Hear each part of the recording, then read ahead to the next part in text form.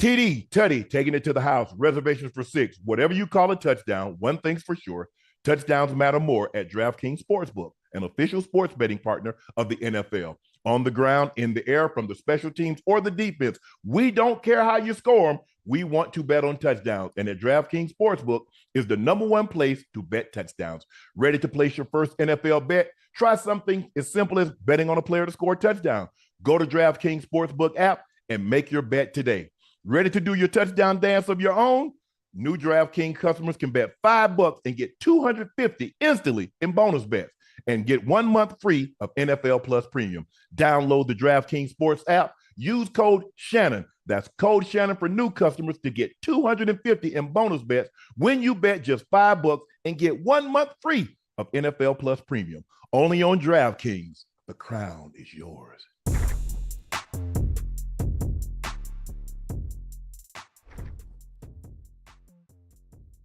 Gentlemen, and thank you for joining us for another episode of Nightcap, and the Chiefs take down the Atlanta Falcons.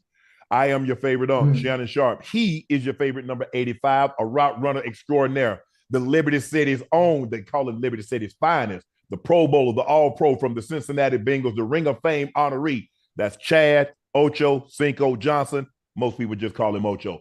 Please make sure you hit that subscribe button. Please make sure you hit that like button and do us a favor. Go subscribe to the Nightcap podcast feed wherever you get your podcast from. And remember, every subscriber matters, and we thank you for mattering the most. Make sure you check out Shea by Laportier. We do have it in stock, so it will not take very long to get to you. And if you can't find it in a city or a state near you, reach out to our e-commerce site and get it shipped directly to your door.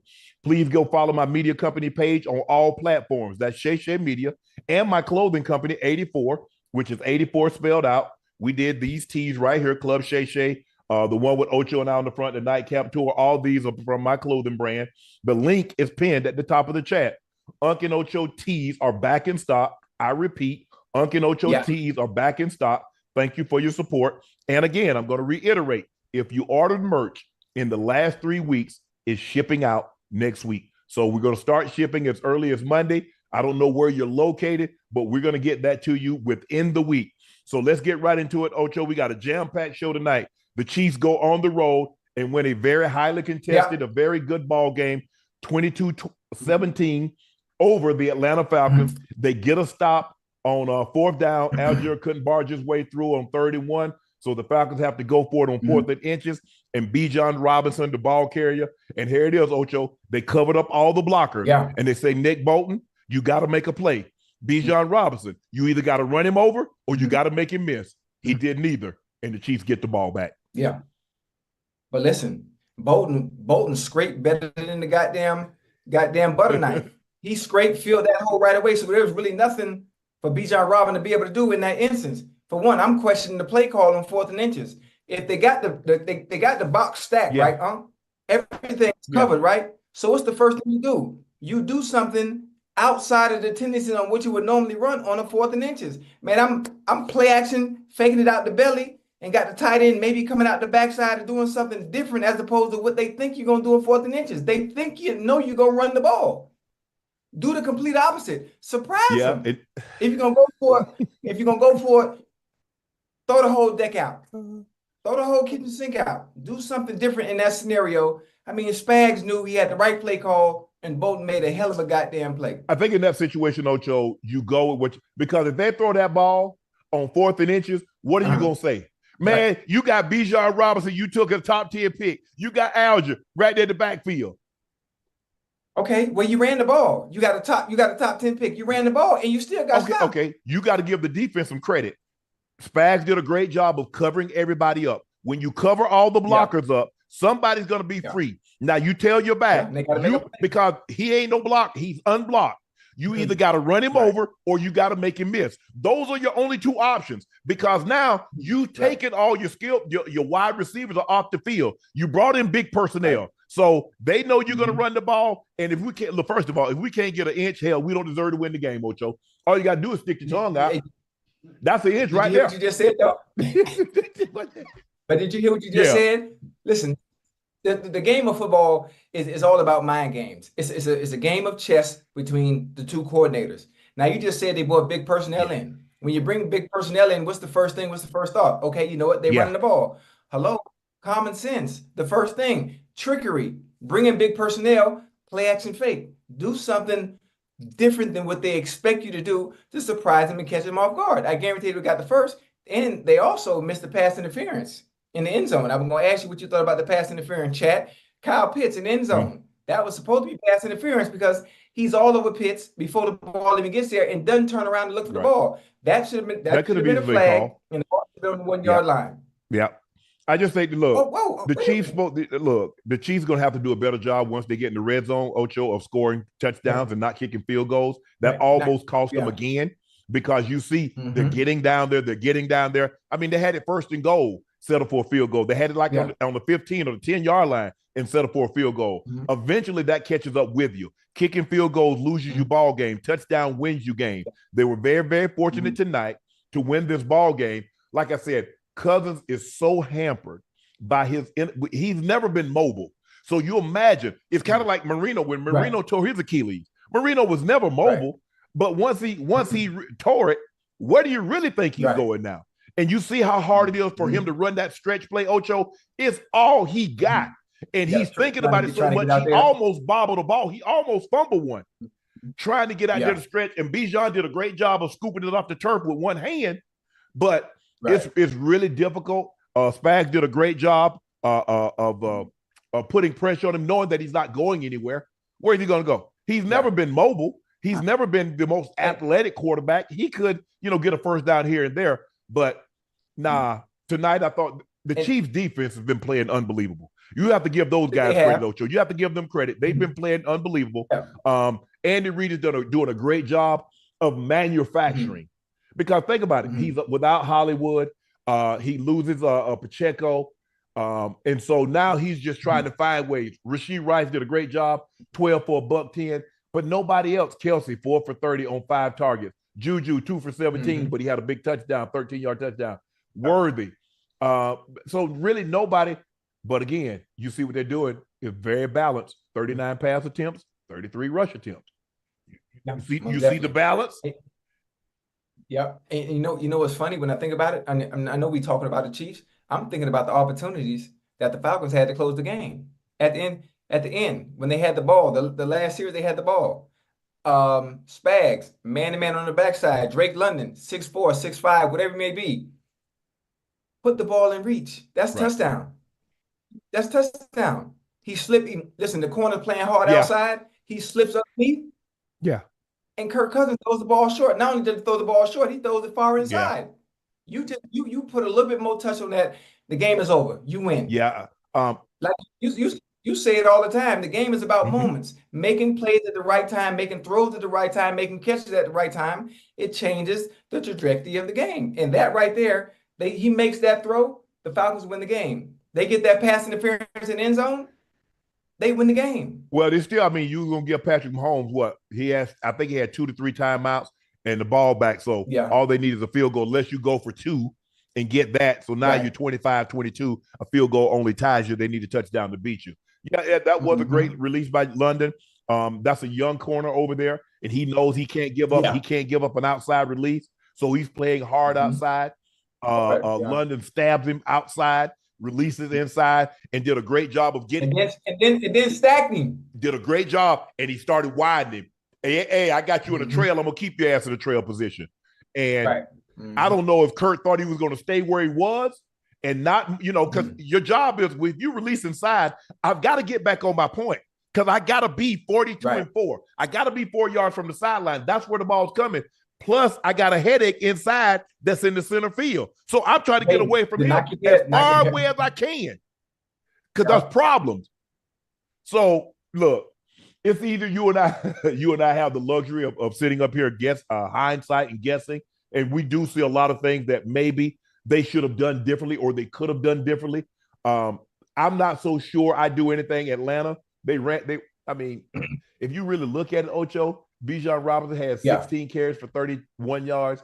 Algier had 7 carries for 32 yards. So it wasn't like they were getting a whole lot running the football. I think they tried to run the football. You got to keep them honest. knowing that you don't have a quarterback that has limited mobility. So I got to keep you honest. I think the Chiefs run the ball because they're trying to protect that offensive line. We got to get some play action because if we just drop back and let them tee off on us, that's bad for us. But the Chiefs go on the road. They win a very tough ball game, 22-17 over the Atlanta Falcons. But I still think the Falcons are a good team, Ocho. I think they're a good team. I think their defense is young. But they offensively, I think they're going to be okay. I really do. I like Pitts. I like Drake London. I like Mooney. They got two backs. One's power, one's speed. They got to find a way to stop kicking field goals. Stop hurt because they go down the field and then they'll go 3, 4, 5 possessions where they do absolutely nothing. Well, the closer you get to the red zone, the more difficult it is to score unless you score from far out. Now, once they figure those issues out, I think they're going to be fine. On the defensive end, listen, they got them two young bulls back there, man. Second team All-Pros last year, paired together. And Simmons and Bates, they're gonna be fine. AJ Terrell is playing good football. Obviously, people say, oh, he's getting burnt. Listen, every DB gets beat. Yeah, that's part of the game.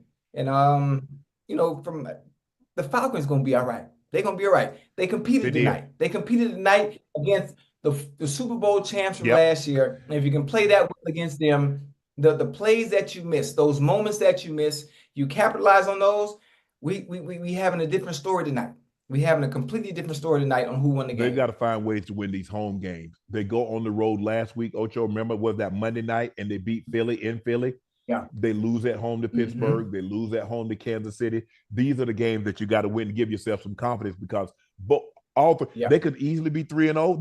They could easily be 0-3. But you've got to find a way to win these one possession games more times than not. So right now they're 1-2 in one possession game. I think there was a one possession game. Maybe Pittsburgh kicked a late field goal that made it a 2 possession game. But if I'm not mistaken, I think it was at one point it was a one possession game late in the ball game with the Steelers and the Falcons, the first game of the season. But give the Chiefs credit. They found a way to go on the road and win. Patrick Mahomes, 26 of 39, 217, 2 touchdowns. And if you go back and look at Mahomes, it's not like he's playing great, Ocho. He's missing some missing some throws. He had Rice on a shallow, and he throws it back here. People don't realize how hard it is to catch a ball when you run in full speed one way. The opposite way, and the ball behind you. That's hard. I'm just, for somebody that caught footballs for a living, that's a very hard throw, a very hard catch to make. But he lofted the ball in the end zone to Justin Simmons because he was lazy. He stared him down. Justin Simmons was on the far hash center.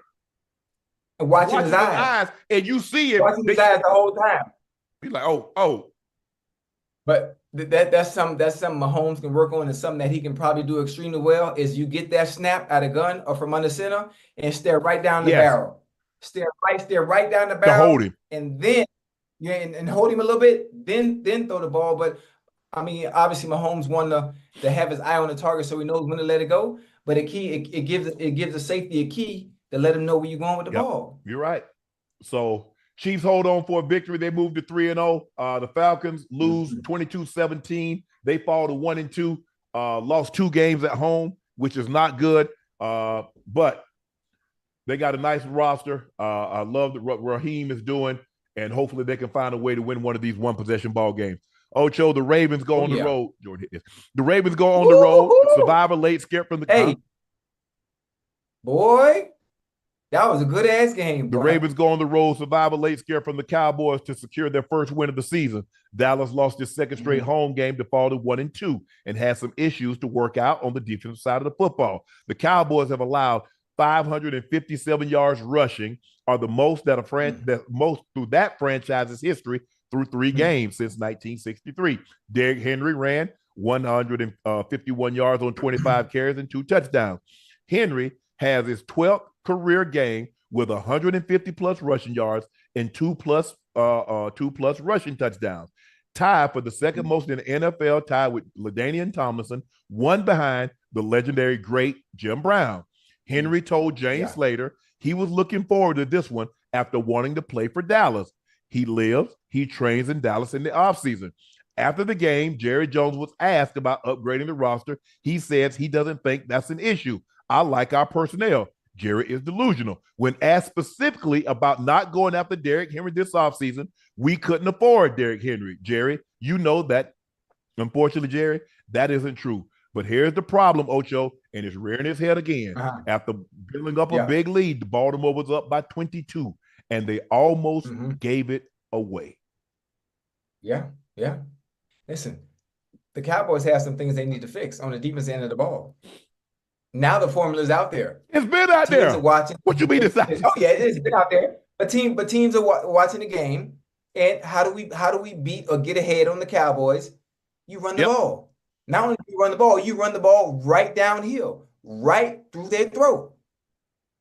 You don't need no tricks, no motion, no nothing. Put a hat on a hat and run the ball.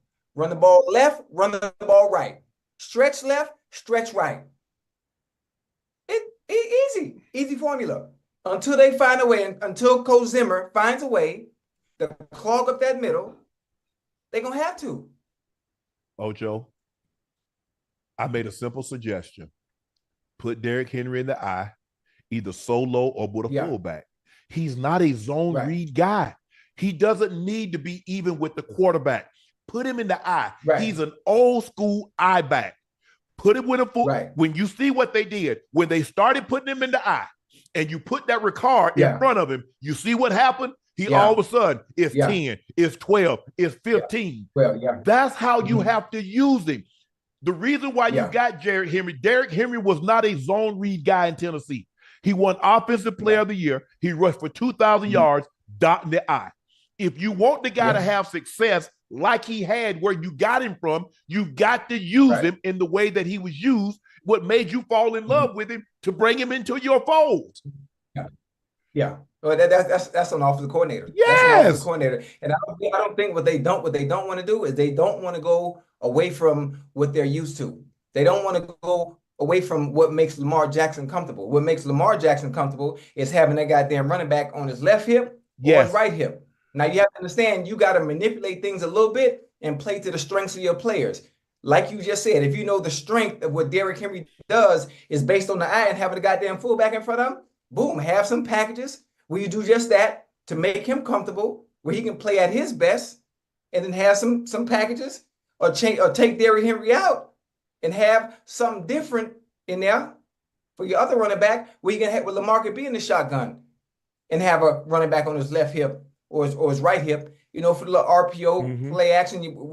Whatever you want to do, you want to give it to him, you want to keep it, whatever it may be. But the scary thing about it is when goddamn Derrick Henry is on that right hip or that left hip, and he put that ball in his belly, they gonna react. And 9 times out of 10, they gonna react to wherever 22 is going. Lamar, because I don't believe Derrick Henry can hurt me from that formation. I don't believe it. Look what happened at the end of the game on the last drive to seal it when Lamar kept it. If I'm not mistaken, I don't think D. Henry was in the game. I think 43. Who's 43? Hill. I think Justice Hill was in the game. Last name. That's what it was. So. That last one where he kept it and got the first down. Yeah. Okay.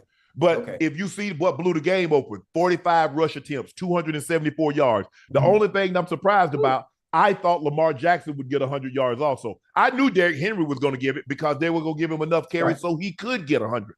And if you can't rush when everybody else is rushed for 100, it's like, hold on. It's like you watching game tape and you see everybody else torching that corner.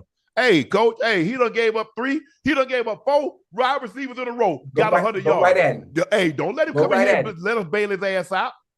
Let's make it 5. Yeah. Give Derrick, listen, John Harbaugh, look, you coached and been in the league longer than I have.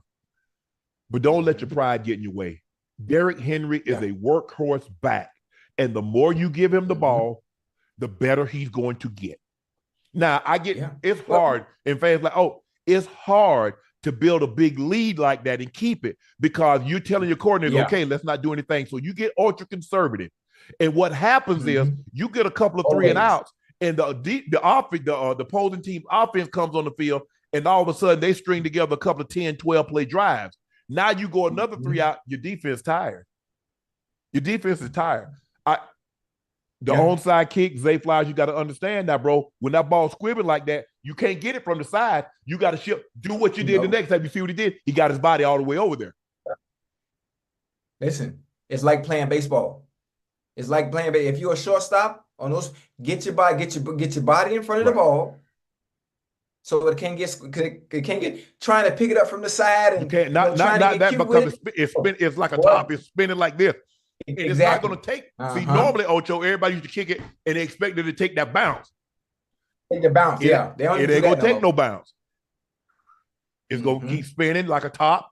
And so, you know, you see how shiny that ball was? That's not a ball that they rough up. Them kicking balls are different than the balls they actually play with. The balls they play with, they let you rough them up. They let you practice with them, and you give them to. Those are different type of balls. But I love the Ravens, the way they. I thought they could rush. I thought they would rush for at least 250. They got 274. So I'm not surprised by that. Go back and look at the Cowboys' history over the last 5 to 6 years. Look at the games they've lost and look how the teams have run the football. This is not the first time. The Ravens played them a couple of years ago and ran for damn near 300. Cleveland ran for 300. Arizona ran for damn near 300. The Packers, the 49ers, that's their Achilles heel. They ain't got guys. See, the Cowboys are built to play with a lead. That's why you got those edge rushes. You get Michael screaming off the edge. Now, when you got a hole, you got something other to think about than running your ass up the field. Now you see Lamar Jackson, 0 sacks. They threw the ball 15 times. Think about this. An NFL MVP 2 times threw the ball 15 times.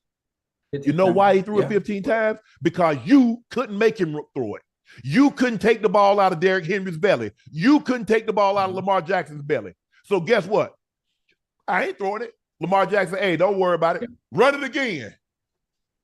hey, John Harbaugh's on the sideline. Run it again.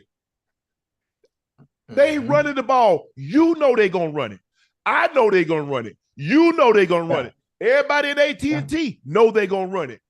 It seems like everybody knew except the Cowboys defense because every time D. Henry getting 10, he getting 12. Justice Hill getting 6.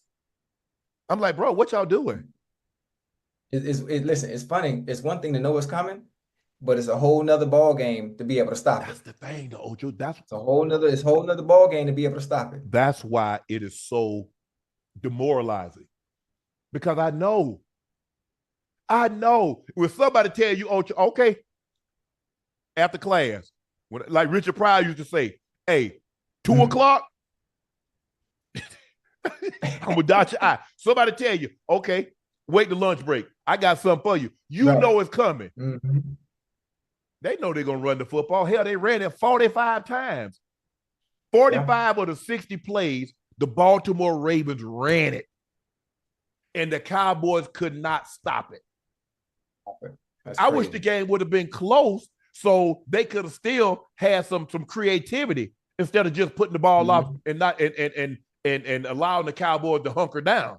Because when they had some creativity, they couldn't do anything. When they was bringing Zay Flowers or Bateman across, or they was tossing it, Cowboys had no answer. D. Henry started stepping, and he started using that B, get off me.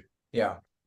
We got a nasty step, man. I mean, and nasty step. And he wanted to play for the Cowboys. He's like, bro, I ain't even got to move. I live in Dallas. Yeah, I'm in my backyard. What was Jerry Jones' excuse for not going after Jerry said they didn't need him.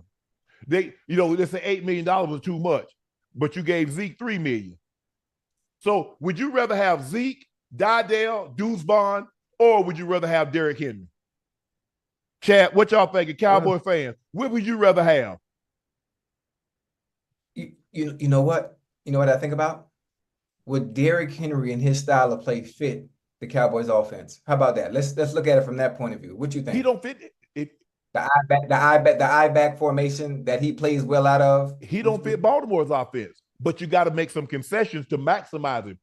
Because the biggest mistake people make in free agency, Ocho, they love a guy. They love a guy that played in a 43. Now all of a sudden you get him and you try to play him in a 34. You like a guy, play a guy that he's mainly a zone corner, and now you get him to try to play man. Larry Brown was a prime example. Larry Brown was a quarters corner, played well in the Super Bowl MVP. He go to the Raiders. Raiders are straight man across the board. Man to man, safety in the middle of the field. 1 year he was gone. So if you, Ocho, if you fall in love with somebody, if you're in free agency and you're like, I like that guy, you better be willing to use him like he was used where you found him. Because if you don't, you're doing him a disservice. And fans are going to say, you a bust. No, he's not a bust. He's not being used the way he was used before. And so that's on coaching. That's on the organization. Derrick Henry is not a zone back. He's an I back. He's a Bo Jackson. He's a Herschel Walker. He's a Reggie Bush type of guy where you toss it to him, Ocho, and you say, son, pick your hole. Works really good with a fullback. You see when they put 42 Ricard in there, leading the way? Yeah. Okay. I'm going one way or another. Hey, wherever you go, if you kick him out, I'm going in. If you pin him in, I'm going out. You kick him in, I'm going out. Yeah. That's what he is. Make it simple. I mean, it's not rocket science, but you have to look at what Derrick Henry is. What was Derrick Henry at Alabama? An I back. What was Derrick Henry at that little school in Jacksonville? An I back. That's what he, Ocho, the man is 6'2.5", 245. You know damn well that man ain't no zone read running back. And he a long strider. Oh, yeah. Oh, yeah. Oh, yeah. So it's the Ravens look good running the football, but they got to do it. Because, see, teams look at the Ravens like, hey, guys, no matter how far we get down, they're going to give us a chance to get back in the game. Right. Teams feel that way, Ocho. They feel that way. They could easily be undefeated. They could have easily lost this game too. Yeah. So they got some things that they need to work on, but they got time. I mean, I just look. If you got contained, Ocho, if you got contained, you can't let the back bounce outside. Trayvon Dick, they did a great job. They're like, hey, we're gonna clog it up. We're gonna force the running back to bounce. When he bounced, the corner's right there. You got contained. You got to get him on the ground. Yeah. Yeah, you know what's funny? It's the same issues from last year. So you would hope you fix those issues, but the same issues from last year, they just picking up where they left off, allowing team to do exactly what their Achilles heel was last year, this year. So I'm sure, knowing Mike Zimmer, having him when I was in Cincinnati, I'm sure he's gonna do everything he can to rectify the situation. I mean, the defense that he runs is the defense that he runs. The personnel that he has is the personnel that he has. And maybe it just doesn't match well when it comes to teams that come in and are choosing to run the ball straight downhill. But that's the thing. If you get a lead and you get them on that turf where they can pin their ears back and they ain't got to play the run. Oh, you good. But if you got to sit there and catch, and they go, and the Ravens, they just want to keep hammering you and keep hammering you and keep hammering you. And the next thing you know, hey, guess what? They'll slide somebody, hit him in the flat, or Lamar keep it. Right. See, I thought on the play before, when Derrick Henry picked up 8 yards, I said, come back and fake it. Let Lamar keep it. Or if he hits that throw to Mark Andrews, the ball game is over. Those are the plays, Ocho. That's the difference. If Lamar can ever get those, because it's gonna come like they ain't getting the ball back. They hot right now. I need to make sure I run about another 3 to 5 minutes off this clock because my defense is reeling. Because you see, Dak had gone up and down the field, So now it's my job as Lamar, as the leader, as the captain, as your best player. I got it. But I'm not surprised by this. I thought the Ravens would run the football at will. I thought they'd win by at least a touchdown. They probably should have won by more than a touchdown, but they hang on to win. At the end of the day, you got to win, but they got to do something by holding these leads because that's a lot of blown leads. A lot of them they lost. Yeah. This one they were able to hold on to. Ravens win 28-25, go to 1-2. The Cowboys fall to 1-2 also. The Eagles didn't score in the first 3 quarters, but still came back without their top 2 wide receivers and starting offensive linemen to steal a win over the previously unstoppable New Orleans Saints. It's the first time the Eagles scored 0 points in the first 3 quarters of a game and won since 2000. Jalen Hurts still struggling with turnovers, faced a 3rd and 16 in the final minutes, hit tight end Dallas Goedert. I don't know what the hell the Saints, the defense they were playing. Completion set up Saquon's Barkley go-ahead touchdown. Philadelphia defensive line dominated the Saints offensive line. I told you the key for me when we talked about it on Friday on First Take. I said I thought Jalen Carter. I think the defensive line, I think they need to win this game, not Jalen Hurts. Harassing Derek Carr all night, stifling the offense that put up 91 points in the first 2 games. Didn't even come close to that. Dallas Goedert had the most receiving yards for a tight end in Eagles history with 170. Ocho, what did you like about what you saw from the Eagles? Listen, not giving up, making the plays when it counted most. Obviously, Goddard had a hell of a game, but I want to know what the New York Giants were thinking again. I hate to bring it up again. The Giants or the Saints? I want to know what the Giants and letting Brother Saquon. Okay. Brother Saquon that had 17 for 147 and 2 TDs. One of the reasons why the Eagles won the game today. No Devontae Smith, no A.J. Brown. Goddard had a great game, but who takes the pressure off Jalen Hurts after the turnovers? Number 26. Yeah, for sure. Who puts the team on their back offensively and takes the pressure off Jalen Hurts? Number 26. Mm-hmm. It was a good game. They have to find a way, for one, to get the 2-star players healthy. We need A.J. Brown. I'm talking about we. They need A.J. Brown and they need Devontae Smith healthy. There's no reason with a team like that, an offensive team like that, should have 0 points in 3 quarters of football. Mm-hmm.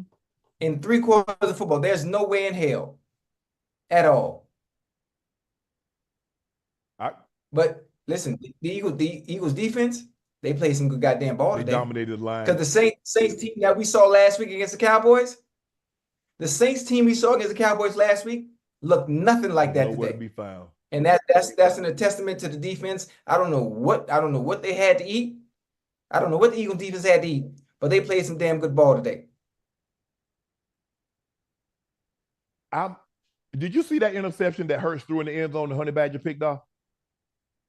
Yeah. Ocho, that's quarter.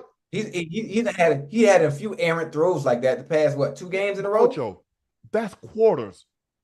First of all, Honey Badger knows. They're like, he's supposed to come across his face. That's Honey Badger. Mm-hmm. He knows he's not going to let you cross his face. And I'm not backing up anywhere because why? I'm already at the back of the end zone. I'm coming forward. I'm not backing up. Mm-hmm. And it's like, he's supposed to cross his face. That's a 160-pound man. Honey Badger, that's not some rookie DB. That is Honey Badger. He knows the only place that I can get hurt is across my face. When Jalen Hurts stares him down, he takes off and beats him. It's the same thing that happened in the Super Bowl. Right. Seattle, ain't let you cross my face. Malcolm Butler. And you see, he made a collision, and boom, he knocked Lockett off because he gets the head start. All I'm saying in that coverage at that area, because Honey Badger is not going to retreat because he's already at the back of the end zone. He knows. He knows the only place I'm vulnerable is across my face. He can't go behind me because then he'll be out of the end zone. So where am I? See, when you're a student of the game, you understand where I'm weak and where I'm strong. I'm strong behind me. I'm weak in front of me. So what I'm not going to let you do is cross my face. Oh man, that was AJ. Well, you have to understand, you can't call the same route for everybody just because they can run the route. That's AJ Brown. AJ Brown 220. Okay, it's gonna be a collision. It might be an incomplete, but if you run that with a 160-pound man and Honey Badger, it's gonna be a pick. And you know what? That all comes down to play calling, understanding your personnel.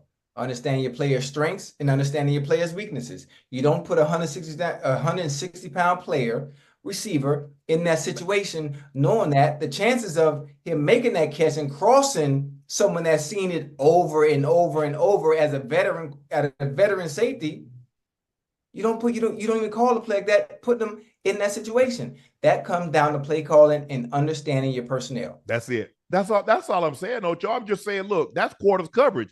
Why you and like you say, that's not AJ, a big receiver, a T.O., a Megatron, or a Julio Jones, one of a Brandon Marshall, somebody that if it's going to be a collision and it's going to be an incomplete, but it's not going to be an interception. Yeah, and everybody you just named, Honey Badgers is small. All they're gonna do is big body, get right in front of him. But see, you get right in front of him. You better look Honey Badger off, because if Honey Badger, you're not gonna beat him to the point. Not if he reads you see how he read Dak last week, and he beat CD to the point. If he think, now you can get it with a double move, but if you're double moving, where you going, Metairie? Because you're gonna be out the stadium. He knows that. I ain't going nowhere, Ocho. Right. My feet are right here. I'm gonna drive forward. He beat him to the punch. He beat him to the punch. And then they're talking about did you see that hit on Devontae Smith? They talking about that was a dirty hit. That wasn't no dirty hit. That wasn't dirty. He's still up. He's still up.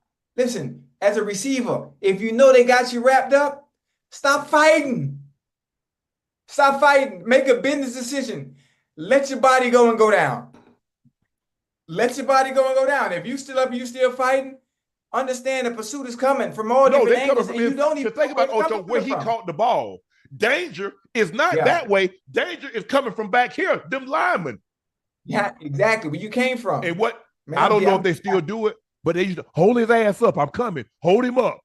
They trying to put as many hats on you as they possibly can. On you as possible, yeah. Bro, Devontae, I understand you tough, but bro, you $160. You ain't dragging nobody nowhere. All you're going to do is subject yourself to take unnecessary hits. That guy is 300 pounds, and he's coming at about 12 to 15 miles an hour. They got you up. And he's still, too. So that's even worse. It's not a dirty hit. Listen, he gonna learn. You got to make a business decision. You got to give yourself up. If you know they got you wrapped up, you ain't going nowhere. You got to give yourself up. Know when the journey is over. You got to know when the journey is over. Hey, that's good, man. He is so tough. Okay. Hey, them D lineman hits, they different than different than a DB hit. Trust me. Way different. Trust me. That through 290, 280, 300, that's different than 185, 200. And they coming to put pain. So no, I didn't believe that was a dirty hit. It's very unfortunate. I hope Devontae's okay, but I didn't see that as dirty. It wasn't nothing dirty about that. There was nothing dirty about that play, Ocho. He's still fighting. Now, if he gets out of there, then what? Coach gonna say, why you let up? So hopefully Devontae's okay, but give the Eagles credit going on the road after a heartbreaking loss last week to the Atlanta Falcons. They go on the road, beat the hottest team that was playing the best. The Saints had scored 91 points, had run roughshod over two teams, hold them to 12 points in their building, and they win by the score of 15-12. Sam Darnold dominates the Texans 34-7. Through 3 weeks, the Vikings have been one of the league's best teams. They won on the road against the Giants. They defeated the NFC best 49ers in week 2, and now they beat one of the AFC top squads in week 3. Their plus 55 margin of victory through 3 games is the second best in franchise history, only behind the 1975 team. Minnesota went 4 for 5 in the red zone. Darnold threw 4 touchdowns on the day. It's the first time in his career that he's thrown multiple touchdowns in 3 straight games. Today, they jumped out on the Texans and didn't let up. C.J. Stroud threw for 215 yards, 2 interceptions, 1 touchdown. And they struggled with Brian Flores' defense, and without leading rusher, run the football, Joe Mixon, there were sitting ducks back there. Houston scored a season low 7 points, and the running backs had 11 carries for only 26 yards. In place of Mixon, Cam Akers' longest rush was 9 yards. This was the first time CJ looked pedestrian. This is his worst game of the NFL. Now, obviously, he's due to have one of these games, but Brian Flores did a great job of confusing him. He did a great job of pressuring him. He did a great job of disguising coverages, and hopefully he gets another opportunity to be a head coach again. because obviously, some things that happened in Miami with Tua, and I think everybody deserves a second chance because we've seen some coaches that get second, third chances. And so hopefully Brian Flores, with the job that he's doing this year at Minnesota, when a head coaching job comes available, and they will come available, Ocho, hopefully he's in line to get one of those jobs. But what did you like about what you saw from Minnesota? Well, Sam Darnold. I don't listen. I don't know what happened when he was in Carolina. I don't know what happened when he was in San Francisco. But the Sam Darnold, I don't know what happened when he was in New York. But the resurgence and the confidence that he's displaying at the quarterback position, and having the number one pick go down, and him stepping in and looking like the savior for the Minnesota Vikings, and they haven't missed a beat. They haven't missed a step offensively. Listen, he was 17 for 28, 181, 4 TDs a day. Picking up right where they left off. I know Justin Jefferson is happy. I know, dog, people don't understand how important the quarterback position is for your success. If you have adequate play at the quarterback position, anything is possible. Anything is possible. And he's showing that despite the struggles that he's had early in his career on the other teams, found the right situation, and look how it's showing up. Look how he's performing week in and week out, even though it's only week 3. Well, listen, he's gonna be due for a game that doesn't look like itself, like it looked the past 3 weeks.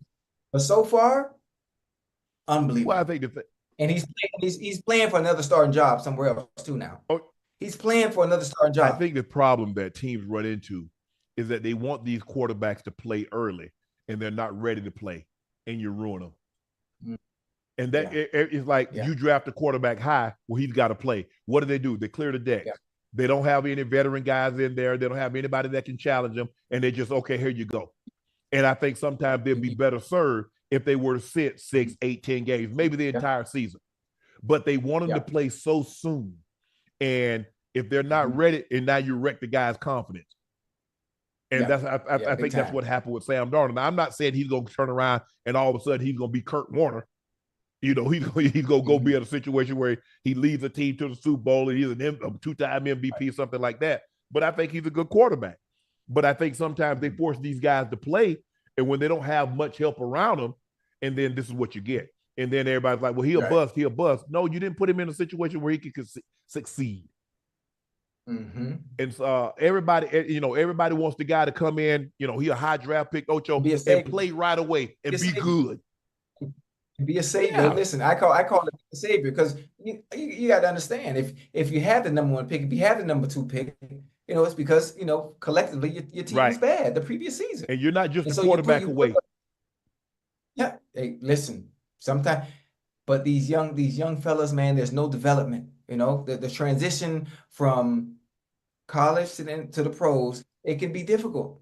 It can be gruesome, especially if you throw them out there to the Sharks. And we've seen so many different examples of that. Now you have some anomalies like CJ Stroud, the way he played rookie year. There's some examples of people. Hell, Patrick Mahomes even had to sit a year behind goddamn Alex Smith.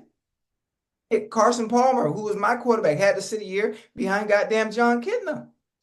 But when they did get in there and play, boom. Yeah. Give them an opportunity. Set them up for success. It's okay if the guy doesn't play the opening day. And I know a lot of guys I want to be the day 1 starter. But are you going to be ready to be the day 1 starter? Because it's not just about day 1. It's about day 101, day 1001. Because they're not just getting you. They don't just want you for 1 year.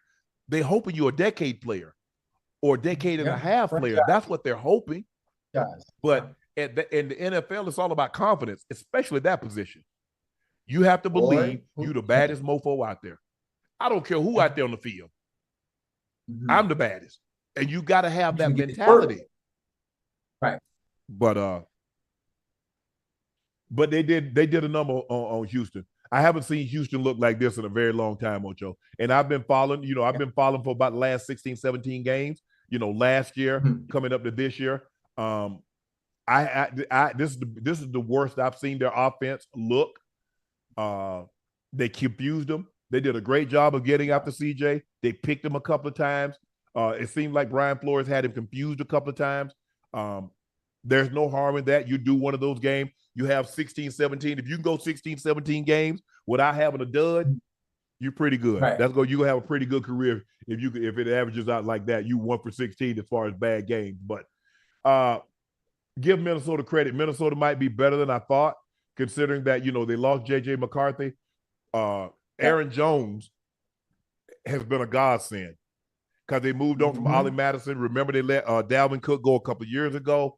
But Aaron Jones, he comes in 19 for $102. He's great at catching the ball out of the backfield. But Justin Jefferson, and they don't even have Jordan Addison yet. Remember, he hurt his knee. When he come back. Yeah, and when he come back, that makes them even that much more dangerous. That opens up the playbook even that much more. It's gonna get scary. It's gonna get scary. Minnesota Vikings sit atop the NFC North, but with a 3-0 record.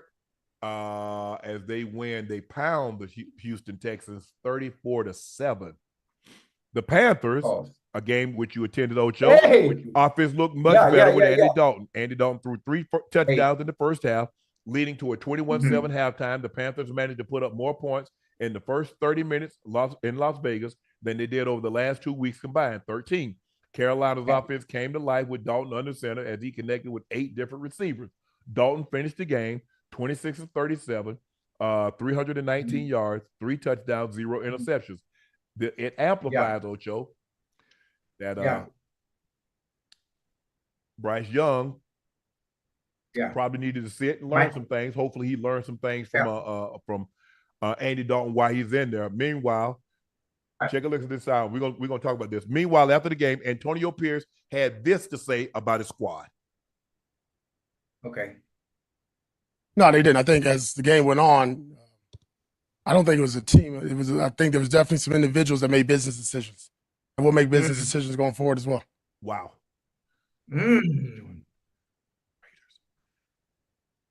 Well, you heard what? I ain't hear that till just now. Either their guys making business decisions, and we gonna make business decisions moving forward. Hey, that ain't nothing to play with now. That ain't nothing to play with. Anytime a head coach says that, based on your play on the field, in a game that probably, coaches, players, you expecting to win, shit, he mean business. And I sent out a tweet, I sent out a tweet 2 days ago. And I'm gonna get to that in a minute. I said, anytime a team makes a change, especially at the quarterback position, for some reason, coincidentally, they respond better. They play better. And that is exactly what the Panthers did. I owe the Panthers organization. I know the Panthers fans. I owe you an apology. Because I was very passionate about the mention of Bryce Young. I was upset that it was benched because I had the understanding in having a rookie quarterback coming into a situation where a team didn't do well last year and expecting a rookie quarterback to come in. He's thrown to the Wolves, out there to the Sharks, and is expected to be that savior. And maybe my wording was a little incorrect in saying that he didn't have anybody to throw to, but I'm mouthing off about the passion. I'm mouthing off passionate about him being benched. Adam Thielen, I owe you an apology. Xavier Leggett, owe you an apology. Deontay Johnson, boy, your ass showed the fuck out today, boy. I owe you an apology. For $122 in the tub. Mr. Canellis, Mr. Canellis, boy, I owe you an apology. Panthers Nation, I owe all you motherfuckers an apology. I'm sorry. I can put my foot in my mouth.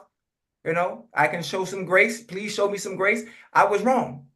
But what we do have is we still have 14 weeks to go. Now, you guys can string together some games with a veteran quarterback that has also been to the playoffs too. Now, we talk about a winning quarterback. This is Andy Dalton, Red Rifle now, who used to get it done in Cincinnati. So you guys have someone good that Bryce Young could sit back and learn from, that is used to winning, that has been to the playoff before and know what it takes to get there. Someone that is efficient with the ball, as you saw today. He threw to 8 different goddamn receivers, and everybody was able to eat. So again, my apologies, for not fixing the words and just being passionate and more concerned with the benching of Bryce Young and not taking into consideration some of the things I was saying about the team in the collective way. So, you know what? Y'all keep on pounding. Huh? Go Panthers, bitch. I think, look, all it proves is that Bryce Young deserved to be benched. That doesn't mean that he's not salvageable. That doesn't mean that he can't be a good quarterback. But at this time, it was better for him to sit back and learn. Maybe he can see some things. Hopefully, Andy Dalton can help him and says, okay, tell me what you're thinking in this situation right here.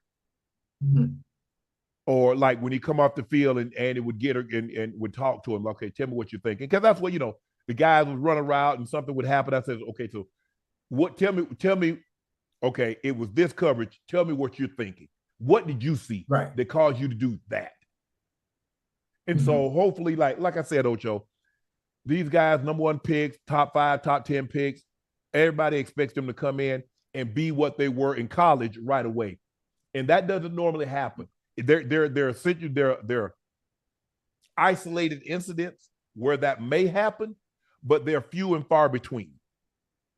Right. And so with that being said, Andy Dalton, and that's normally what happens. Guys come in, guys make plays.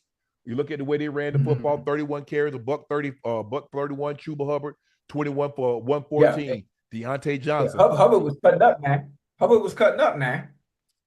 Hey, but also, do you look at today's game? I saw a lot of people, obviously they watched the game. I follow a lot of people on Twitter, and obviously I extended my apologies to, the Panthers fans and the players via Twitter as well. And then you have other people that aren't fans of the Panthers saying, oh, man, like, relax. They acting like they just won the goddamn Super Bowl. They're going to be right back to the same Panthers again. They were just playing the Raiders.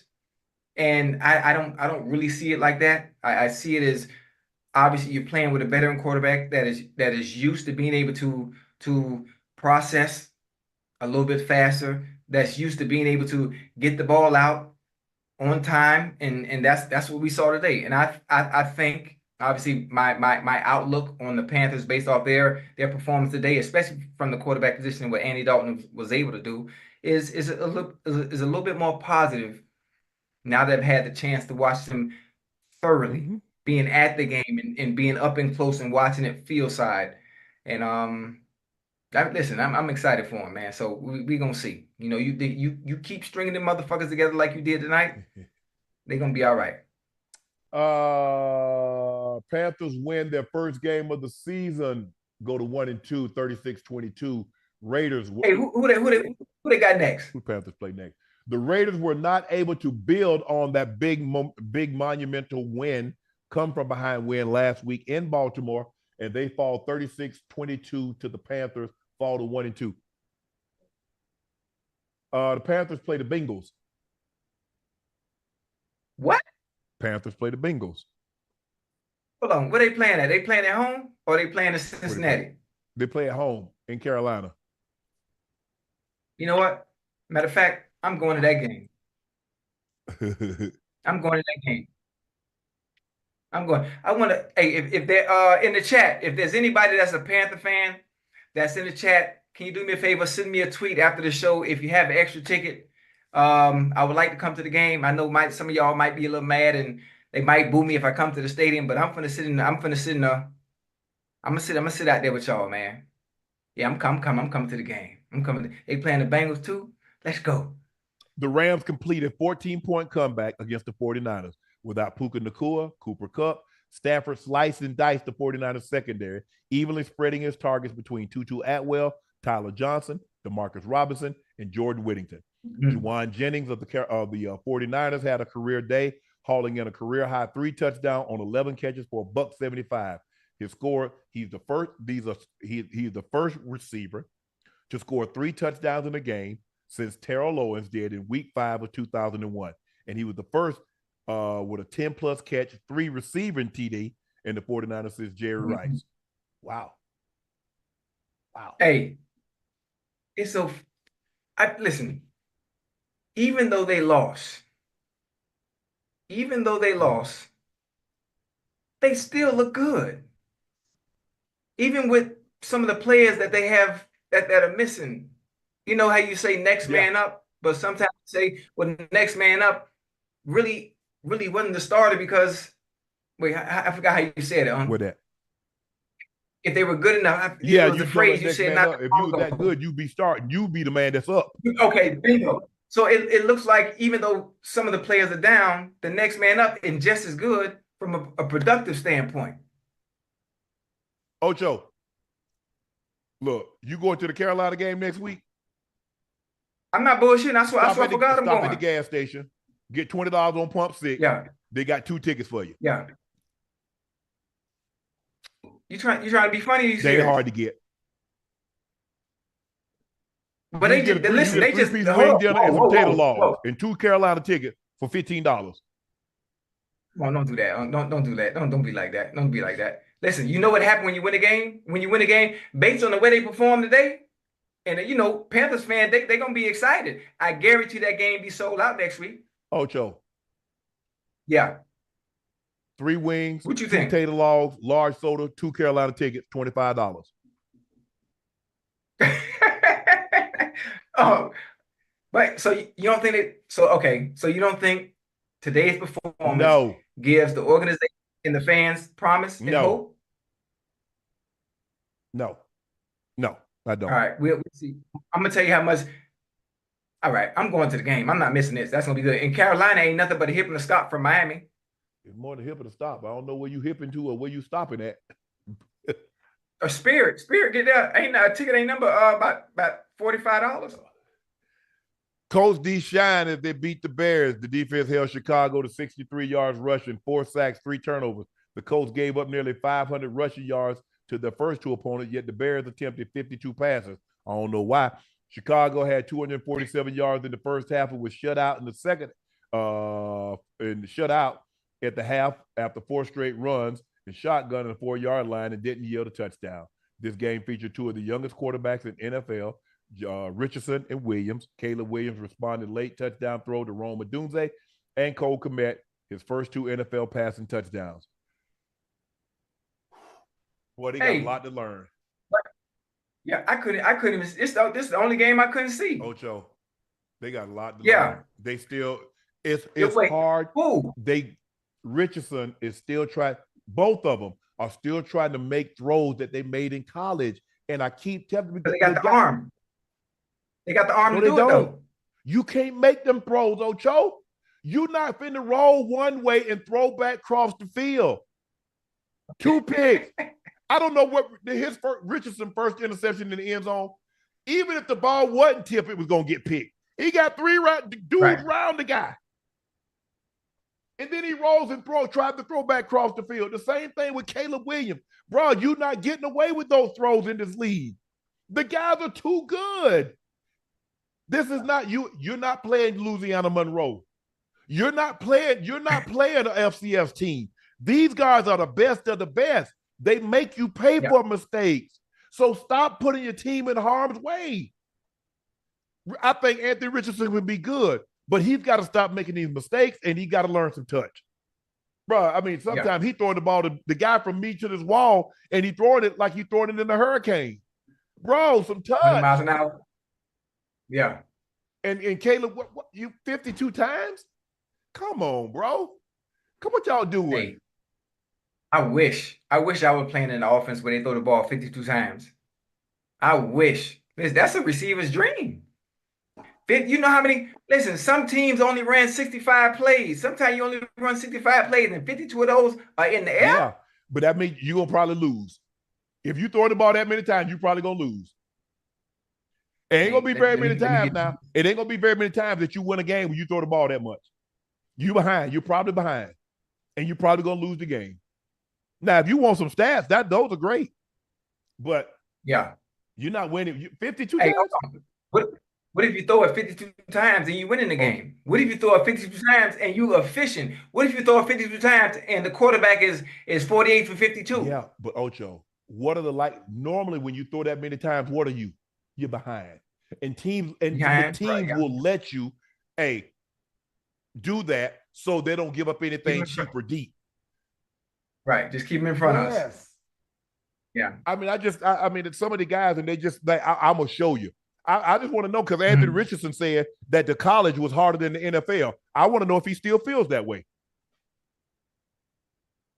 But he said that last year, this year. Before he got hurt. He said that this year. Oh, he said this year?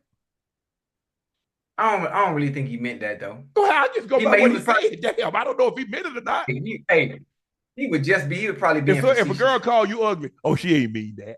That ain't what she meant. She said it. Nah, if a girl, but you got to listen. You know, a girl call you ugly. Sometimes she flirting, and she really don't mean that. But you know, sometimes she said to keep you humble. Don't keep me humble. My grandma called me ugly all my life growing up. I'm gonna take your word for it. I'm done with you. Oh, ugly self. Okay. Hey, I ain't gonna try to convince nobody. Did you mean that? Cause you remember the other day you said I was ugly. Did you mean it? Nah, you said I'm good. I'm gonna keep it moving. Nah, you can't take it personally. I ain't taking it personal. I ain't finna be. What I look like trying to somebody go call me ugly and they think I'm gonna be with them. I mean, come on. We in Ocho, we grown. You do that in the 4th grade when you in elementary school. You got a crush on somebody. You hit them with your ugly self. You make me sick. We grown now. We don't play those type of games. That means she really like you. Nah. Shoot, hey, she real call me ugly sometime. Was she mad at you? Yeah, exactly. So, you know, listen, when are women the most honest? When they what? When they're angry. When they what? Thank you. So maybe I am. You know, I ain't top 10 in the world. I'm not strong 6.5, especially with a haircut. If I get a haircut, long as I'm above 5, I'm straight. Now when I ain't got no haircut and I ain't been on the weight, I'm a foe. I'm a strong. Look. Yeah, I guess that's what you like. I'm looking for, like you said, I'm trying to be a strong 6'7". A 7? Yeah, you say if you want your girl, you would want you say what would you say? Rail to what, 9, 10? A 9? Nah, real. She probably I give 7.5. Shit. Hey, Rail, you heard it. Nah, she ain't there. Niece ain't there. Hey, listen, my dog, she about a 10. I outkicked my coverage though. You did. I outkicked my coverage, and the only reason she probably listen. The only reason she with me is I won because of my personality. Okay, I can see that. That's it. I'm just being honest, because you know what they say: if you can make a woman laugh, you can laugh at you. I ain't gonna say. You know what I'm trying to say. Yeah, I get what you're saying. Right, quick. But I look. It just depends. Look, everybody there's them lookers that that's gonna get you like. Hey, you got some steppers that's gonna make you do a double take. Like, damn. Yeah. They walk in the room and everybody head turn. And then you got one. Yeah. You got something. Did you see her? Nah. But listen, obviously, depending on who you are, especially as a male, sometimes you want a 7. Sometimes you want a 6.5 because you take a 6.5 and you get her feet and her nails done, a nice and bag. you get a face beat. Oh, she good, and then you ain't got to worry about everybody after. No, you ain't got to worry about her having temptation. Ocho, what you fail to realize, the moment you can get you a 2. The moment Ocho, so somebody gonna want her because they want what Ocho got. That's how it works. They can see a woman walk by 1,000 times. Right. But let don't somebody, pay boy, bro, you saw her walk by this. She been working in this office for 4 years. She been single. Ain't nobody, she ain't mentioned nothing. No flowers have never come. No cars have never come. You've never seen her go out like, I got to go. I'm going to meet somebody for lunch or for coffee. But the moment somebody else show a little interest, I been damn. Man, you know Stephanie look good. Mother. Man, they do that all the time, Ocho. But like I said, look, I'm what I am. I got a nice personality. I can carry a conversation. Yeah. I'm what I am. What you see is what you get. You know, like I said, when I was growing up, Ocho, in college and high school, you know, you got a homeboy. Yeah. Because women, a lot of times you ain't gonna see 5 or 6 tens together because they're gonna be bickering. So you go find they might be 1 10, 8, 7, and they're gonna be about 3 or 4 twos and fews. They're gonna be a couple of twos and fews in there, Ocho. Now, one thing about women, they not gonna splinter. Guys, if 5 or 6 guys go out together, and this one and the female say, hey, you know, hey, what you doing? Hey, let's go get some. Hey, bro, check this out. I'll holler at y'all. Hey, such and such. I'm going blah blah blah. Women don't splinter like that. So you got to have somebody that'll take for them twos and fews. You got to have somebody take one for the team. Right. So that's why my homeboy would come in at Sharpe. I got you. But you know, my girlfriend, you know, she ain't got nobody. He got her. I'm gonna go in and break him off. I'm gonna give him about $300. So you know he can go ahead and do what he need to do, keep her occupied while I keep this one occupied. But you're not gonna find no 5, 6, 7 tens together because there's too many strong personalities. And if somebody talk to one of them, oh, that be he be in my DMs, he be in my D. You know, they be talking all that's community PP anyway. I ain't want it. So it's gonna cause confusion. More times than not, women, they have, you know, 1 or 2 that look really, really attractive, but you know, they're gonna have about 3 or 4 twos and fews with them now, Ocho. Yeah, always. I'm gonna say I ain't taking one for the team. Now I wasn't either. I ain't gonna that ain't me. Man, come on, Sharpe. No, it ain't no come on, Sharpe. No, hell nah. Come on, bro. Don't put your boy out there like this. Man, hey, but that happens, Ocho. But like you said, I look, I can talk, carry on a conversation. I got a nice personality. Hey, here's what it is. Hey, am I 10? No, I'm good. I'm good what I am. I'm 56, Ocho. I move a little slow. I got the same haircut I had since 1972. Starting to recede a little bit, a little bit in the top. But what you see is what you get. Right. Well, I mean, listen. When I got a haircut and I put on some clothes, boy, I'm about a 9.5. I'm just gonna be honest with you. I'm about like all bull. Like when I really like put that shit on, boy, I be somebody different, you know, and I walk different, you know. Yeah. Like, and just I'm not cocky. I'm convinced. You know, it is what it is. But you rarely catch me in those occasions because I always look like a bum, and I always repeat the same outfits for 3-4 times, you know, a weekend because I don't really care. Yeah. I mean, Ocho, when you had a job where you dressed up every day, 240 days a year, shirt and tie, 240 days out of 365. Bro, I ain't really trying to dress up like that now. I still, you know, have to dress up. You know, I don't have to wear a tie. I don't wear a tie that much anymore. But I still dress up 2 days a week, occasionally 3 days a week. Man, when I'm going, you know, like that's what you wear. Hey, look, this is what you get. This is what you get now. If you think you're gonna see somebody out there, some LV or some Dior, Givenchy, that ain't me. No. That ain't me. Now, hey, them young boys, hey, they can have all that. They got it. But that ain't me. Yeah. So I'm gonna dress my age. I ain't coming in with all that other stuff. That ain't me, Ocho. I'm perfectly good in my athleisure. Yeah. Every time I spring every blue moon, I spring a little high designer. Yeah. You know. Yeah, I do a little high in it. Air blue moon. Hold on, where was I at? Houston. You know, Houston, I have a little designer short set on, you know, little something. Okay.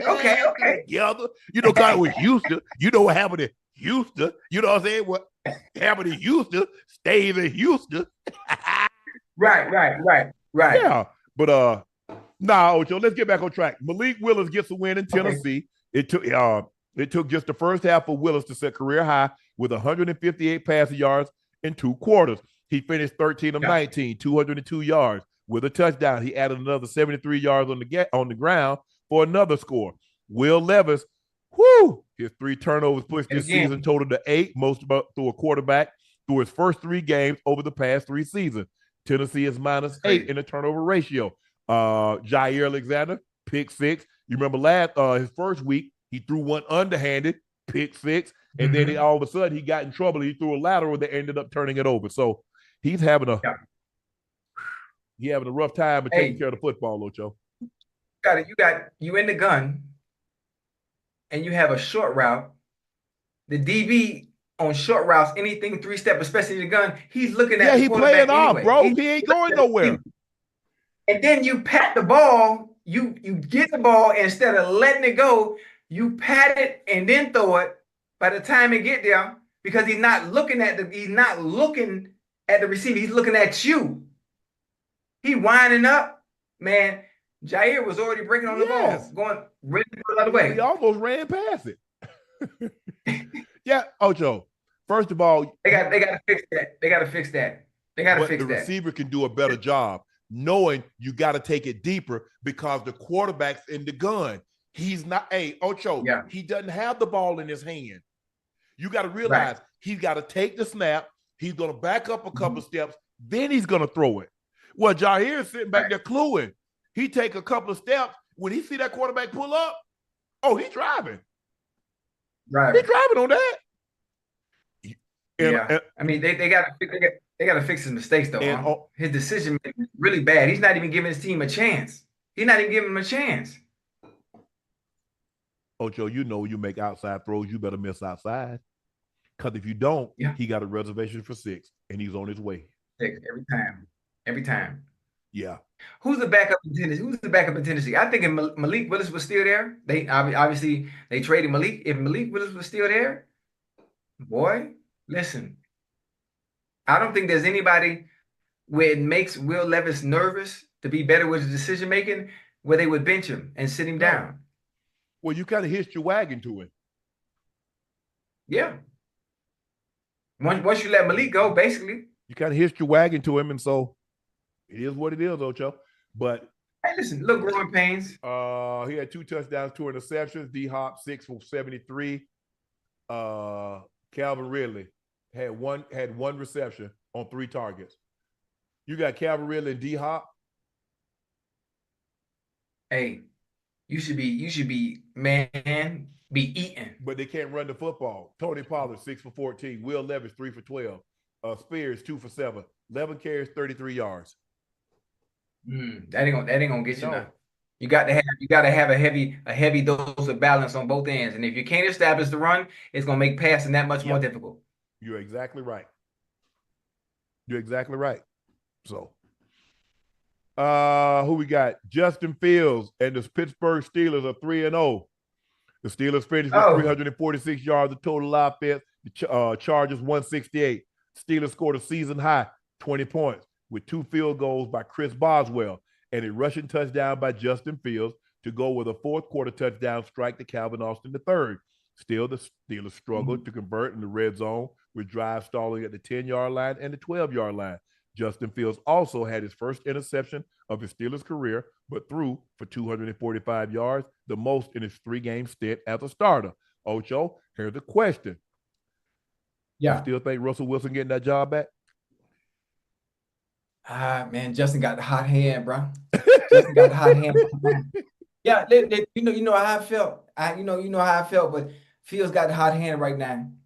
Another one who was in a situation similar to that of Darnold, similar to that of Baker Mayfield. They're surrounded. Arthur Smith, the play calling, playing to Justin Fields' strengths. I mean, it's just a fit. It looks like a perfect fit for him. Obviously, I would have liked to see Russell Wilson at the helm based on what he's done in the past. His resume, obviously, it speaks for itself. He didn't have that bad of season in Denver last year. I would have liked to see him pick up where he left off there and try to continue that with the Steelers. But it didn't happen, and Justin Fields is playing some goddamn good ball, man. He's playing some good ball, and he's not turning the ball over, which is the most important thing. Yeah. He's giving his team a chance every time. Every time he's giving his team a chance. Justin Herbert was really limited in what he could do. I think they lost Bosa. I think the right tackle goes out. Maybe the left tackle goes out. I know Justin Herbert ended up leaving the game, and Taylor Heineke ended up coming in for him. Right. But when you look at the Chargers, how with all that talent, Ocho, defensively, they got talent. Well, they got talent offense where they used to have a lot more talent offensive when they had Mike Williams and Keenan Allen and Austin Eckler. They had some talent. But defensively, you got Bosa, you got Derwin James, you got Khalil Mack. I mean, you got some really Asante Samuel Jr. I mean, you got some. But Harbaugh get it turned around. He'll get it turned around. Absolutely. But the quarterback's got to get healthy. Justin Herbert was a shell of himself today. He couldn't get away. And he's hurt. Too. He had an ankle sprain. He had a high ankle sprain. Yeah, it's bothering him. Yeah, it's bothering him. But Justin Fields is now 3-0, 25 of 32, 245. 1 touchdown, 1 interception. He was sacked. But hey, Najee Harris had 18 carries for 70 yards. Cordell Patterson had 4 for 33. Fields 6 for 6. And they ran the ball 31 times for $114. And they allowed Justin Fields to throw it 32 times for 245 and a touchdown. So the Steelers sit atop the NFC North with a 3-0 record. And Baltimore is 1-2, and Cincinnati is 0-for. We 0-2. We'll be 1-2 tomorrow night. Who y'all play? We play the Commanders, Monday Night Football. I'll be there. I leave Vegas on the red eye tonight at 12:40 to Cincinnati. And I'm gonna be good luck. Corey Dillon going in the Ring of Honor tomorrow night too. Yeah. Who they? And we gonna win. Rookie quarterback Bo Nix looked more poised in his third start, and the Denver Broncos responded accordingly. Nix rushed for a touchdown, threw for 216 to help the Broncos knock off the Buccaneers 26-7. He earned his first career win as a starting quarterback. On the first drive, Nix went 4 for 4, 70 yards, capped off by a touchdown run of 2 yards. Nix ended completing 25 of 36 passes for 216 yards. Hey, you don't find it weird how the NFL works?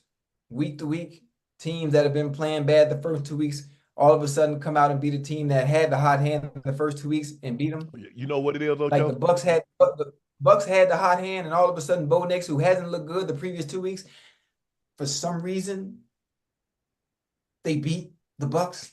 Like it's weird. And I played the game for a long time. I watched the game obviously now since I've been retired, and still can't figure out why this happens time to time in the league. Because they underestimate these teams. Players don't go into the game thinking that, though. You look at the Broncos and how they look, and you look at Tampa the way they've been looking, and you look at these teams like, you don't think the Raiders went on the road and beat Baltimore. You don't think they would look at playing Carolina as bad as Carolina has been played over the last 14, 15 weeks? Absolutely. They look past that team, and that's what happens. Right. And next thing you know, Carolina done jumped out, got a 21-7. Now you got your hands full because they believe they can beat your ass. Same thing with the Broncos. The Broncos jumped out 14-0. I think they was like one time it was 17-0. Mm-hmm. And the next thing, and it's like, hold on. They're like, hold on, we can win this game. Now you got a fight on your hand. Instead of coming out there taking care of business early. Right. Ocho, that's what you do. You respect everyone. You underestimate no one, you'll be fine. Right.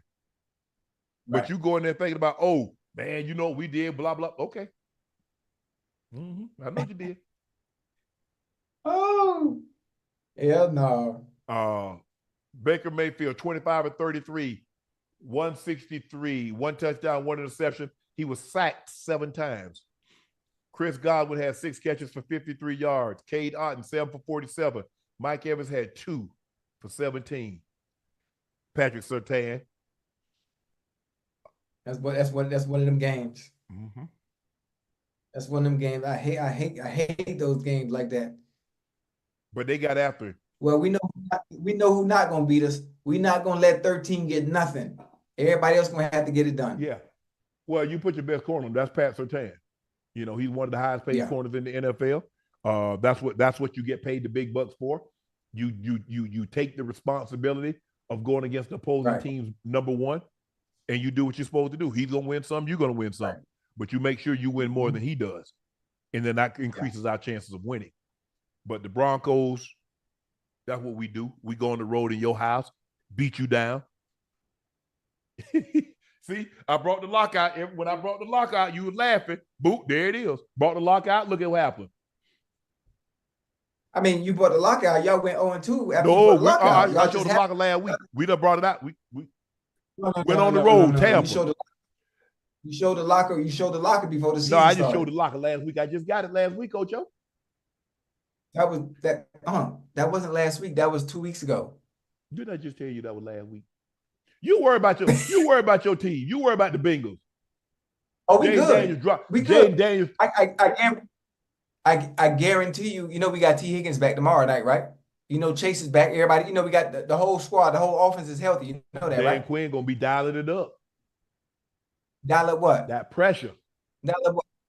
Huh? Allen Payne. Mm-hmm. Listen, this is not the team you want to dial up pressure against. It is. No, okay. You want to bet some on the game? Okay. I sure don't. You just need to go ahead and give me my money. What? Oh, you know Russell money? Wilson. Wait, he had an injury I don't know what he had. I just know he ain't got the starting job. He's hurt.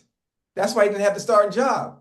So it's different. It's like if there was a competition and Justin Fields outright beat him, then the bet would still be on. Now we didn't have who's starting quarterback for the Pittsburgh Steelers?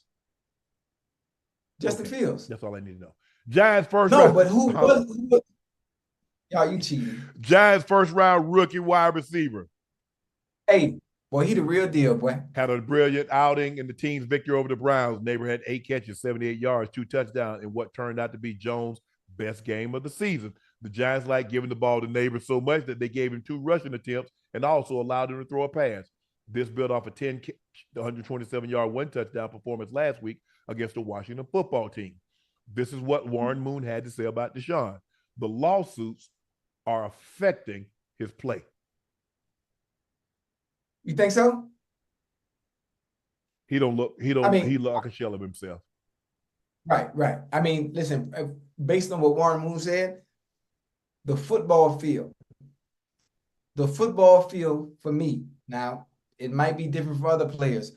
Whatever is going on in my life during my tenure when I was playing, no matter what it was, whether it was good or whether it was bad, or I had, turmoil with family or whoever I was dating at the time, we might have been arguing, we might have been fighting. My safe haven and my peace was on that gridiron between those lines. Anything that was going on outside in my personal life, once I walked on that field, it all went away. I was on my playground. And whatever issues, I know once that fourth quarter hit and it was 0 and that whistle went off, then those issues and those problems, I'm back to reality. You have to be able to come between them hands and them lines. Boy, I don't see nothing. Nathaniel. Everybody's different though. Maybe that's just me. You definitely have to be in a situation where you compartmentalize. I got things going on outside of football. I'll deal with those once I'm outside of football. But when I'm playing the game of football, it's tunnel vision. My brothers, the coaches, that is the most important thing. They got my back. I got my back. I got their back. Once the game is over, you go back and deal with what you have to deal with. I don't know. Like I said, I've met Deshaun a couple of times. He was cool with me. That's all I can speak to, guys. I don't know him. I don't know him. So I don't know his mindset and what he's made of. Know his situation. He grew up in Georgia, Gainesville. I know a little bit about it, but I don't know enough to. I can imagine. With the allegations that were alleged against him, some of the settlements that obviously it changes perception. It changes the perception of people. Yes, sir. How they perceive you. Having been on this side of it, you just have to realize people are going to say what they want to say. They're going to believe what they want to believe. Right. And there's nothing you can do to change people's mind. Once a person believes something about you, there's nothing you can do to change their mind. They've already got this perception of who and what you are. And the thing that I've been working on myself personally, I ain't speaking for Deshaun, I'm talking about Shannon.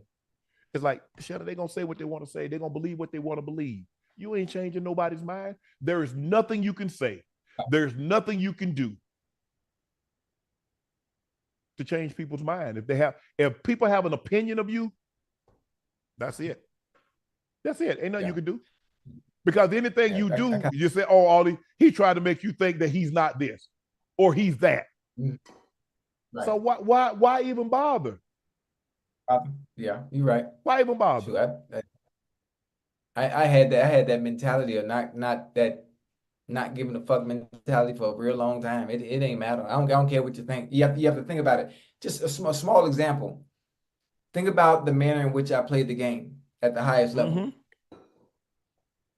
Boy, you used to get you used to tear me a new asshole. Pause. When you was with the media. I'm just saying.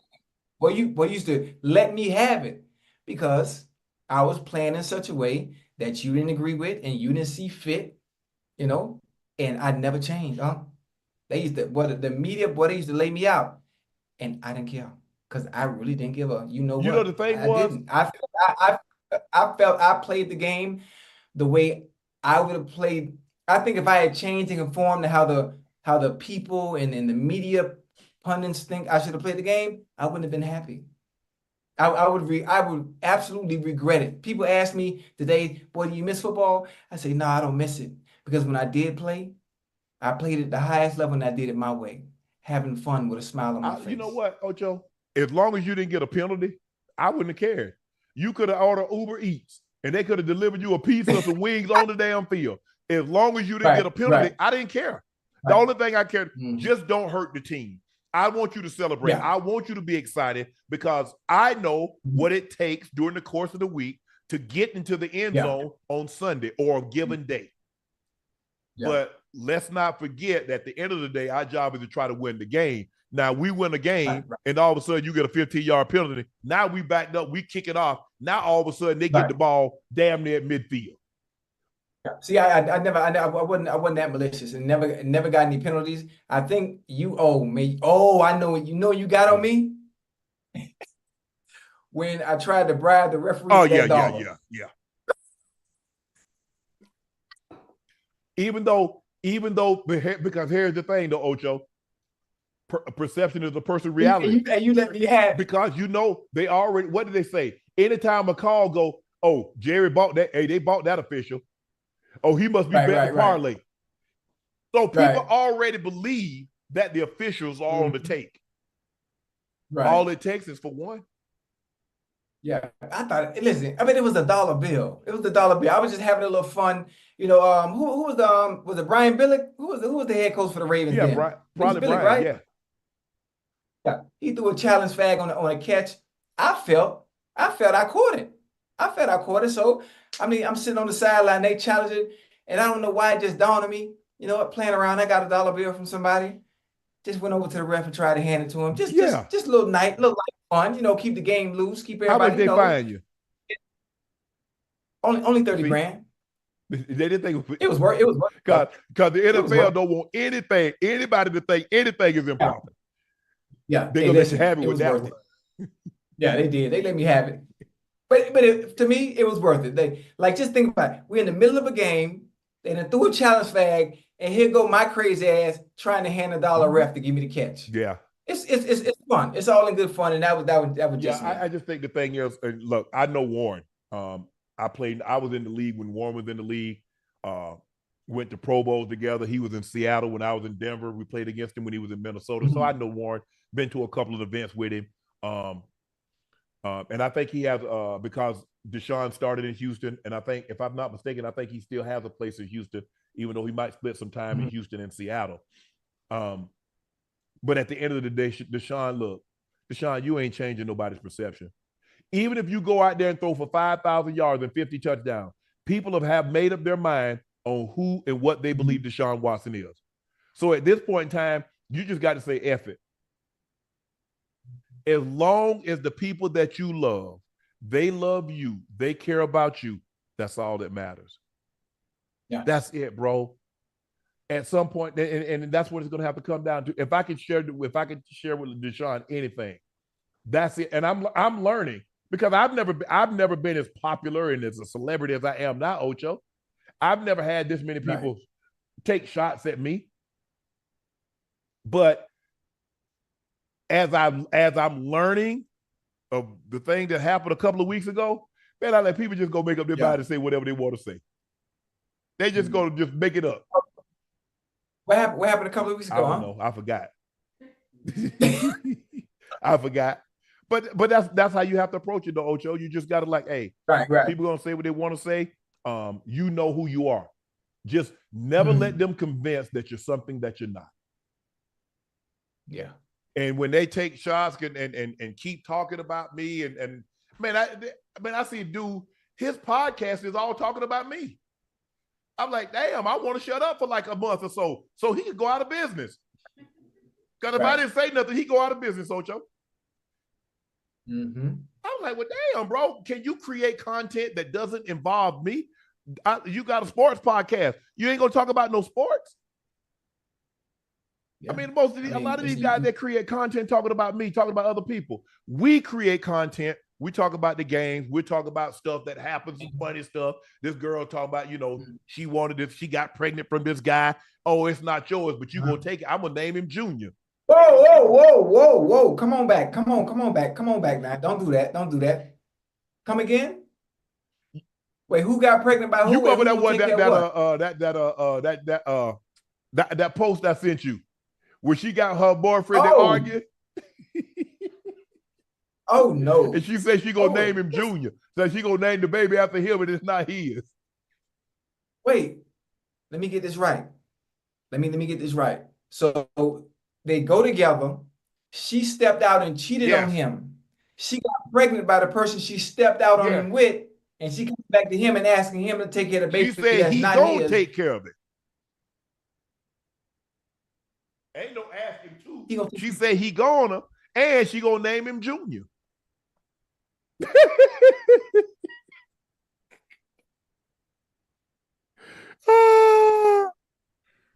I don't like that. I don't like that for him.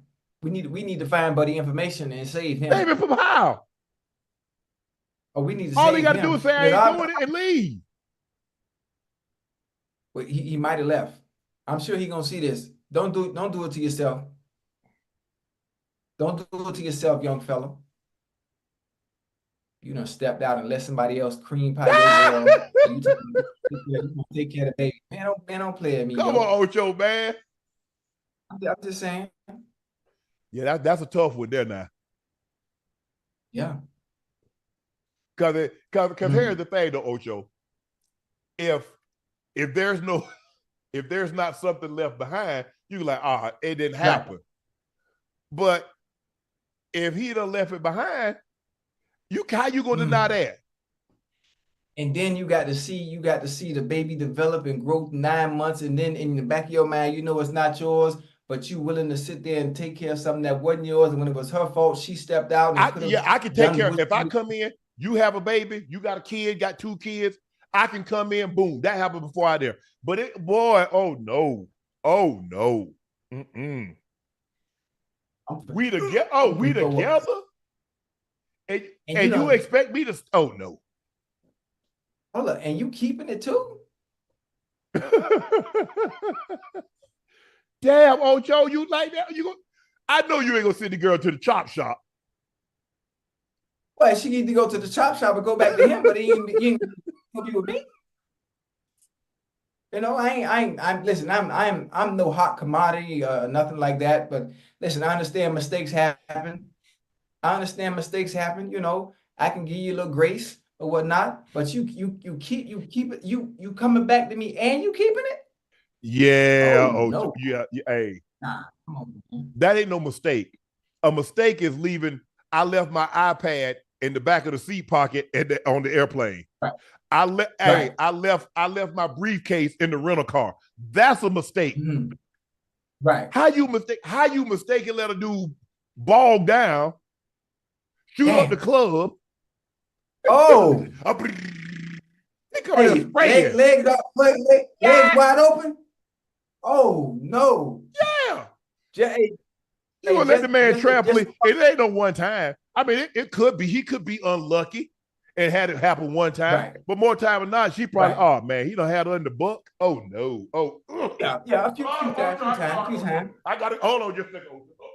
Good. Don't throw it. Don't let it. Don't think about it, Don't think about it. I know how you feel. Hey. You okay? Man, just a thought. Yeah. Hey, listen, you got to think about it. You talk about just a thought. You got to think about all the times, you was number 2. Think about that. Think about all the times you was number 2. It's not a good feeling to be the number 1 guy when you've always been number 2 for so many years, because you understand it's a possibility. You've heard all the games, you've heard all the lies, you know the tricks of the trade, you know everything. So you got to understand. It's possible. Yeah. It's life. Ocho, but and sometimes reality, it hurts. What you mean sometimes? That's gonna hurt every time. Oh yeah, well, you done invested time, Ocho. If you spend time with remember somebody, what I told you. Remember what I told you. Learn to manage your expectations now. Because based on experience, based on what we've been through already and what we already know, based on what we used to do, okay, boom, I'm in a different position now. Now I'm in the driver's seat. Yeah. Even though I'm in the driver's seat, I still remember when I used to be in the back seat. So I'm going to manage my expectation because there's always a possibility. Damn. My ego ain't that big. I ain't got that much pride to think, it can't happen to me. No. Nigga. Everybody can get got. And what? everybody done got. Everybody told, that ain't never happened to me. Yeah. No, you just ain't find out about it. It's happened. Oh, yeah. Boy, I ain't got no ego. Nah. Never had all my life now. But you know what, Ocho? The problem that I had, girl might have like 17 boyfriends. She had 17 boyfriends. I ain't say they boyfriends. She'd have had about 17 guys. I'm trying to be 18. Right. Why I gotta be the one that she want to walk around with? I like you. She want to hold hands. She want to go to the movies. Mm-hmm. Hold on. She want to be seen in public. Yeah, but not the other guys. Why me? Right. Well, listen, you the safe option. That's what, when women do that, you the safe option. See, the ones where she don't want to be seen and it's just horizontal activity, sometimes vertical, depending on how creative he is. That's the bad boy. That's the ones your mama said, don't bring him on me. That's the fun guy. No. Women love the fun guy. Yeah, but it's the guy, sometimes if you want a threesome, she'll get that to the fun guy. But the guy she actually like, and that's the safe option. Oh shit. I mean, I'm trying to wheelbarrow just like the number 13 guy. That's all. I'm trying to wheelbarrow. Trying to what? You ain't up. That's all Shane was trying to do. I was trying to do nothing else. Oh, she saw the potential. Yeah. Saw the potential. Smash and dash. You know what I'm saying, Ocho? You see how they run off in the stores, Ocho? They break the glass, grab a few items to get up out of there. That's all I was trying to do. Right. Yes, sir. That's it, Ocho. That's all I was trying to do. Smash and dash. But now all of a sudden you want to try to tie me down. Oh, you want to kick it with me. You different. Right, I can see us being together. I don't know what you got, the Hubble telescope, because I can't see that far. Ain't no way. Man, you out your damn mind. Oh, hell no. Nah. I don't know how you saw that. No. Hey, that's the bad part about a woman seeing you as a partner and having a potential. Because if you're the fun guy and they know you're just the fun guy, that's the best part, because you get to do any and everything. If you the safe option and you the one that have potential, then you get the shit into the I guess stick. I ain't no fun then. Because Nobody just want to have fun with me. Ain't nobody telling me to just, hey, ain't nobody just telling me to come over. Hey, you come over, do what you do. Yeah. We do. Listen, I'm glad I'm old. I'm out the game. And what I'm talking about and experience is some of the things when I was in my younger days, you know, and I remember what those days was like, you know. I knew it was like to be the fun guy, you know, and the fun guy got just that, all the fun, because they didn't take. But why they want to settle down with me, though, Ocho? Why I got to be the guy to settle down with? Why you got the homestead me? No, but you're a safe option, You look what you got going on. You got, but it's always been like that, Ocho. I've always been the guy that the girls want to settle down with after they know I don't know what they've been doing. Why you want to settle down with me? Why I can't be like him? That's all I'm asking. Hell no. Hold on. I'm still mad about the chick telling she got pregnant from somebody else and talking about she telling her boyfriend, well, you gonna take care of it. Not asking him, listen, well, you said it's not a mistake. I'm pregnant, but I'm not gonna terminate it. But if you're willing to help me raise it, I would really be grateful. Like, how do you, as a guy, how do you? Never mind. Dang. Yeah. Oh no. Ooh, that make me want to throw up. Yeah. But I mean, they told me the chance say, "Oh, you got money." I ain't always had no money though. But I've always been the guy. Obviously, y'all know my situation. Y'all know who I get. It's well documented. I didn't have no money. Right. But women for the most part, Ocho, have really. You had a little money now. Don't do that. You had a little money. No, I ain't had no money growing up.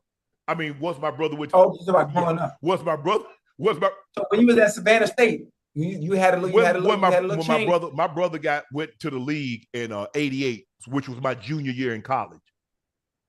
See, the women understood that. Oh, his brother in the league. Oh, this is the safe option. This is the opportunity. I'm trying to lock in with him. I don't want to have fun with him because I can see where it might lead to. But see, now the fun guy, you know what it ain't going nowhere. I was hoping, normally, fun. See, you know what it is, Ocho? The chat say, they look at you as being serious because you don't eat cheeks. See, if you were to eat cheeks, you see what I'm saying? I finna find one. Hey, Ocho, I'm finna pull the curtains back. You gonna think your home say, you looking at the curtains? Because see, they wouldn't take me serious. That's what I gotta do. A man gotta do what a man gotta do. I told you, what? What you need to do, I call it, you need to expand your palate. Expand and then they won't take me serious. They're like, you do that, I can't. You ain't no husband material. You husband material. Nah. You husband material. But listen, if you don't do it, she gonna find somebody that does. Ocho. But see, my thing was, I'm like, hold on. If we establish the rules, okay, what are we doing? How are we doing this? Right. Are we playing big joker, little joker, ace queen, or we playing big joker, little joker, deuce of diamond, deuce of spade? I just want to know how we playing the game. Man. See, you can be good at any game if you understand the rules and you're willing to win. So all you need to do is tell me the game that we playing, because I read up on it and I'll get good at it. Right. But boy, you just said a word right there, boy. And I ain't even got my pen and paper. I ain't even got my notepad right now, but you just said a word. So you know what? That's all right. We gonna talk about it a little later. It was one game. Yeah. It was one awful game. Boy, but the offense of the Miami Dolphins, Ocho, they were good and terrible today. Third-year quarterback was slow to make a decision, which is something that plagued him as a rookie in 2021.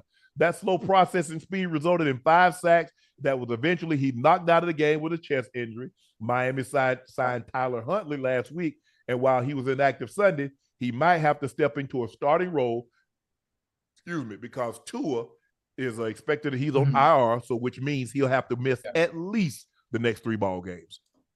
Yeah. And watch the difference. Watch the difference. And when Tyler Huntley comes in, especially even though it's probably be only a week's time, even though there'll be only so much of the playbook that he will be accustomed to based on how much information he can process in a short amount of time before they play again. Watch how different the Dolphins look with Tyler Huntley at the helm. Watch. Ocho, they better get this thing. They better fix it in a hurry, man. They can't. I mean, they mess around and be over, and by the time if Tua does come back, they're gonna be so far gone, Ocho, it'll be over. They could ill afford to lose any more games. Because there could be a situation, Ocho, by the time Tua gets back, they could be 0-7. Oh. Because it's not like they play lights out defense. Their situation is get a lead with that track team they got at skill positions, and now we could turn the dogs loose on you. We make you one-dimensional. But what happens when you can't get a lead? And then you don't have Tua that knows how to get the ball to Waddle and get the ball to Reek and get the ball to those guys. Then what?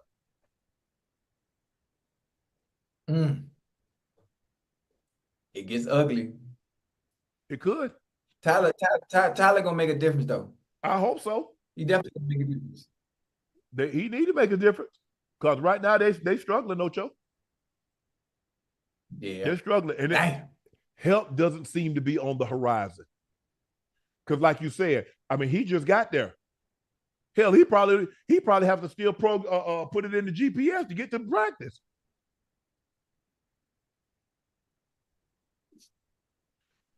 All right, Ocho. Now it's time for Q and A. Hold on, let me use the bathroom real quick. I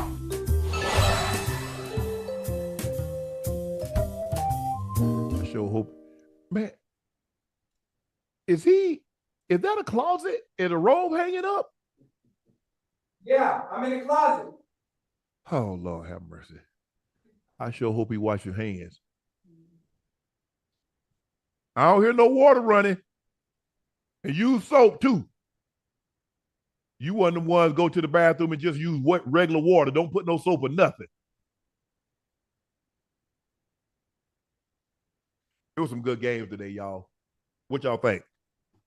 Oh, we ain't even got Asia. We didn't talk about Asia. Huh?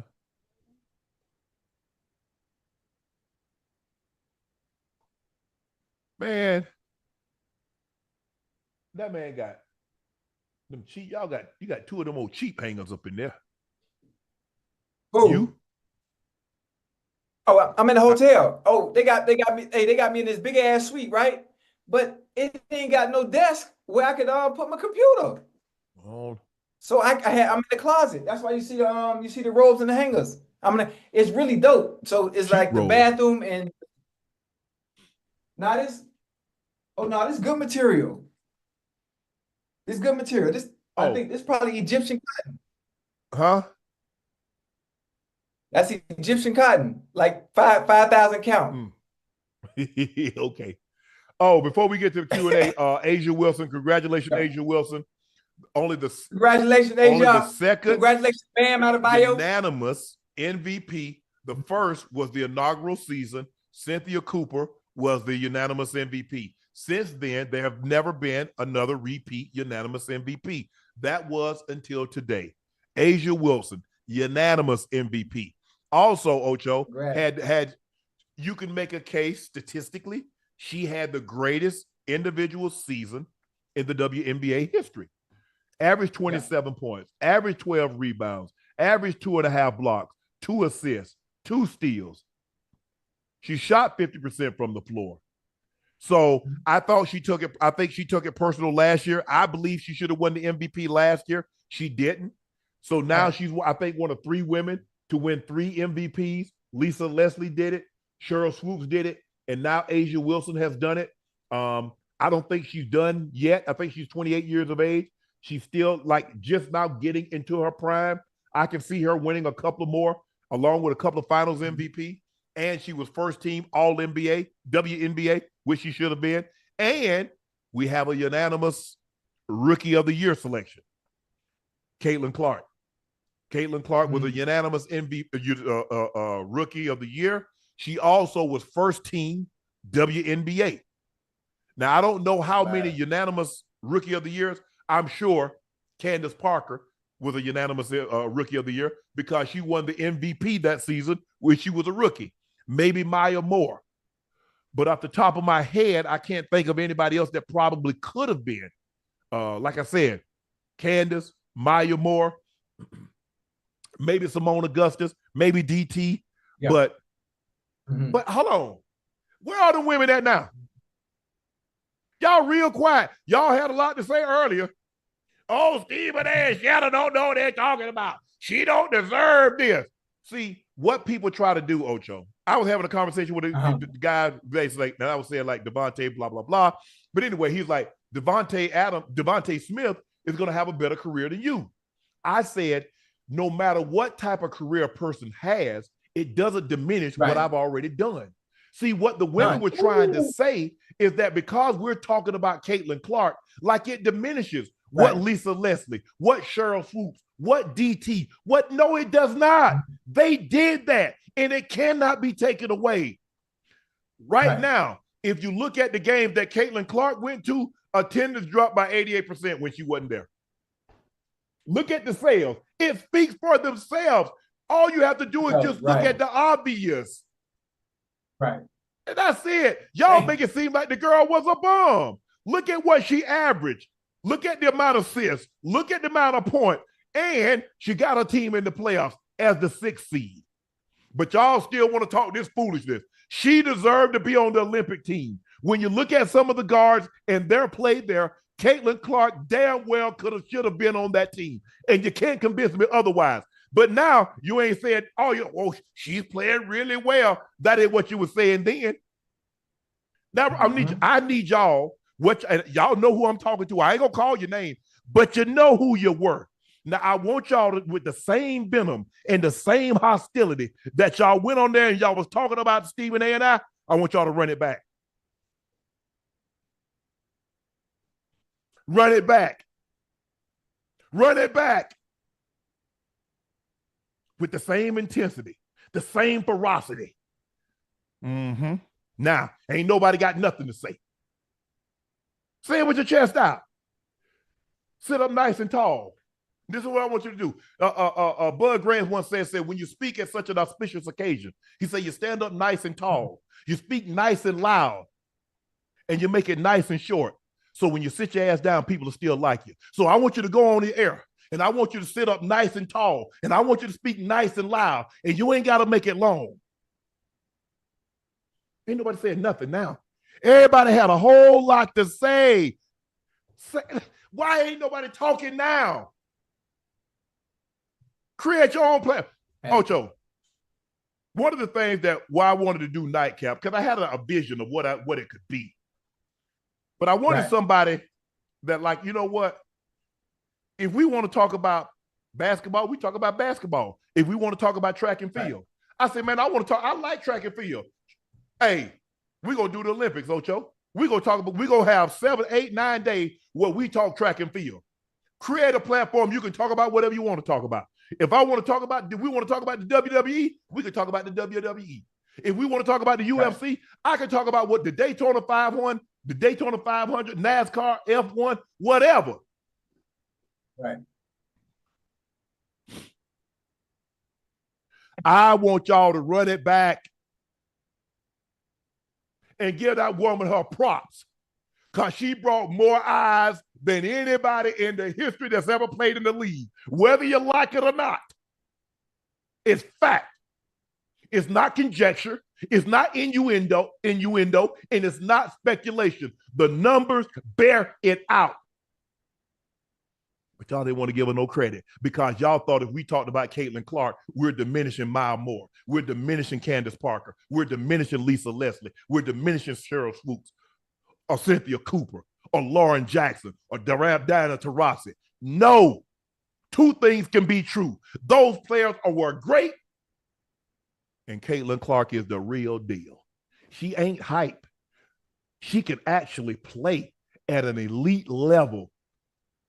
And people need to stop that. Yeah. You can praise Patrick Mahomes without diminishing Tom Brady.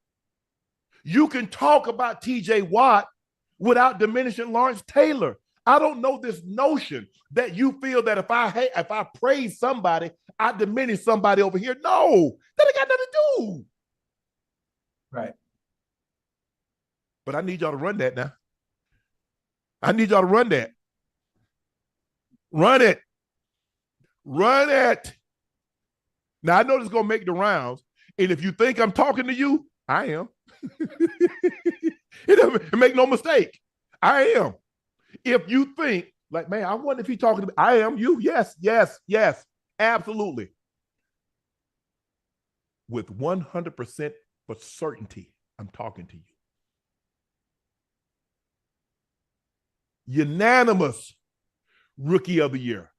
First team All-NBA as a rookie. But she didn't earn it. Man, y'all need to stop playing.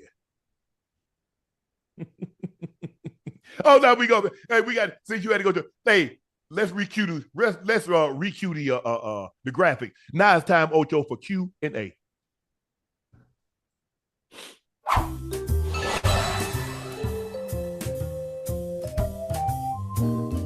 Hey, look how you see how big I done got, huh? Yeah, man, you putting on the weight, man. I mean, dang, Ocho. Yeah. Yeah, you see it. You see it. For the Atlanta Falcons, not retiring Roddy White and Mike Vick's jersey numbers is total disrespect.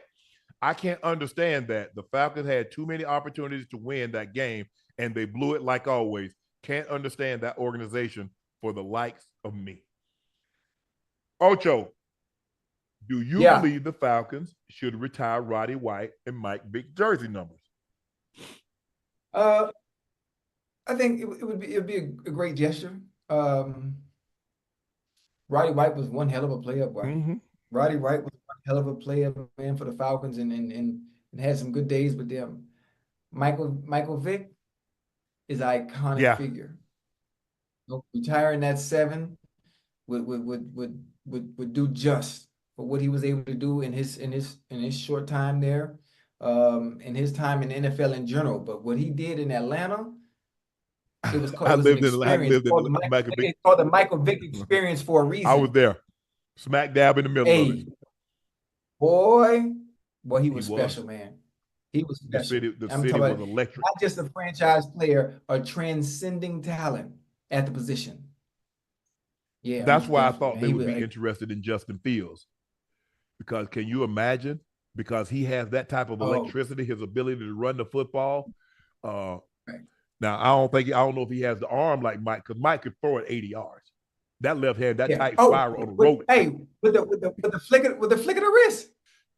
Like effortless. Remember that Monday night throw to D-Jack when he was with the Eagles? What? Hold on. Did you see how far he did the goddamn play action fake? Yeah, he did roll. Boy, he let that thing rip, go. Boy. But Laney Ray, hey guys, it behooves me to this point that y'all and everyone else doubted my Vikings, and both of you picked the Texans to win. We killed it on both offense and defense. 3-0, baby. Skol. Yeah, Laney. Hold on, I'm surprised. Oh, you must be watching the game from the bar, because I know you wasn't home watching it. But anyway, yeah, I was surprised. I picked the Texans, and if the Vikings won, I didn't think they would take them apart like they did, because I think the Texans are a good team. I really do. And I think most people think the Texans are a good team. But over the next couple of weeks, we're going to have to pay close attention to the Vikings, because the Vikings might be better than we previously thought also, especially on the defensive side of the football. We know they have the skill position players, Ocho. Justin Jefferson, even though Addison isn't back, Naylor, they got some guys that can make plays. They signed Aaron Jones in free agency. Yeah, I'm surprised that you guys took them apart. And congratulations, the Vikes, 3-0, look good, beat two very good teams. They beat the 49ers last week. Now they take apart the Houston Texans. So yeah, you should gloat a little bit. Isadora Gamboa, man, Ocho, why you ignore me at the Raiders game, man? You seen me too, and I asked for a pick, and you said no, and took one look and took one with the guy next to me. That's effed up, man. That's still effed up. I still F with you guys. Yeah, Ocho, see? Get him, Isadora. Get him. He must have been in this. He must have been in the hands. I can't take no picture if you up in the stand. I take one and I got to keep it moving. You know, I'll be out there all day. I got you next time, though, baby, and I love you. Dr. Frankie L. Bellamy said, at this point, the only player that deserves $240 million on the Cowboys is our kicker, Brandon Aubrey. He the real yeah. deal, he hadn't missed from 50 yards. He got what? He's 15, 16 to 16 to start a career. No other kicker has ever done that in the history of the game. And we know we've had some good kickers, a couple of them in the hall and a couple of going. But he's unbelievable. But unfortunately, it's been a situation, Ocho, that they hadn't been in a position where he'd kick make a kick to win the game for him. Yeah, he hasn't felt that pressure yet. It's coming. It's coming. This time coming. 34 Burgo said, Chad, I'm in Fort Lauderdale. My son is 11, and I need advice on wide receiver videos or a place here to take him to learn early. If you have any input, cool too. Hey, if you're in Fort Lauderdale, go on Instagram, type in Receiver Factory or type in Gold Feet Global. They work with the youngins. 11 is a great age too. It's a great age for them to start. Receiver Factory or Gold Feet Global on Instagram. Get with one of them. Get with one of them. He had a little man right. Hopefully that helps. 34 Virgo. Chad said on Instagram, what is it? Gold Feet Global, either Gold Feet Global or Receiver Factory. Okay. One or the other. Hold on, man. Let me type it in real quick. Yeah, matter of fact, Gold Feet. Gold Feet. On Instagram. Gold Feet. Or type in Receiver Factory, either one to get them right. They got the formula now. Yeah, Gold Feet or Receiver Factory. They had little man right. Master Entertainment said, Chat found that Ocho also used to be a punter as well as a wide receiver. That's wild, bro. Why don't we hear this more often? I mean, I thought everybody knew I was the backup kicker in Cincinnati. I was a punter in high school, obviously, because of my soccer background. I was a backup punter in Cincinnati. I was the backup field goal kicker in Cincinnati. I was the emergency kicker, which is why I had to kick when we played New England. And my kick obviously won the game. I mean, it is what it is. I told you, I'll be thinking I'd be lying about all my extra endeavors and stuff that I do, in different sports. I do it all. Baby Mario TV said, hey, Unc Ocho, I was wondering, what is something a woman said to you that will never forget in your life? Good, bad, love y'all.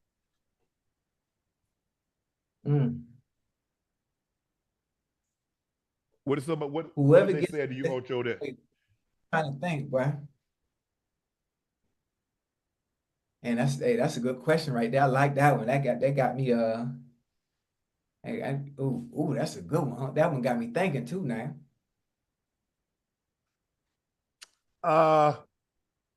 That's a good one. It was a blessing and a curse.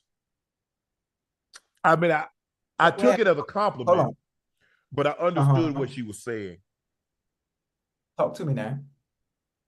She said, I remember we were sitting down and she just looked at me. And she said, I hate I met you. I said, why? She said, Shannon, I'm never going to meet somebody like you. That's as disciplined as you are, as dedicated as you are, as funny as you are, as well-spoken as you are. I know that. And I hate that because moving forward, I'm going to judge every man by you. Ooh. Come on. That's a word right there, boy. And I just remember thinking like, damn. Like, that's a word. All I could say was like, I'm sorry. Right. Hey, that little scene, that sounds like a Tyler Perry movie right there. Like a lifetime scene. I like that. That was the one that played that song, Trust by Michelle Indegocello. Oh, that's why you like it so much. We had fun. Hey, that song, man, it was like And, look, it's happened. I mean, I've been in situations, Ocho, I told you the story. I said the mind replays what the heart can't delete. It's on a loop. So the heart replays what the mind can't delete. The mind replays what the heart can't delete. Because once it's in here, the mind is going to replay it over and over on a loop. Oh, hell no. Hold on. Let me get my pen. I know they got one. Hold on. That was a good one.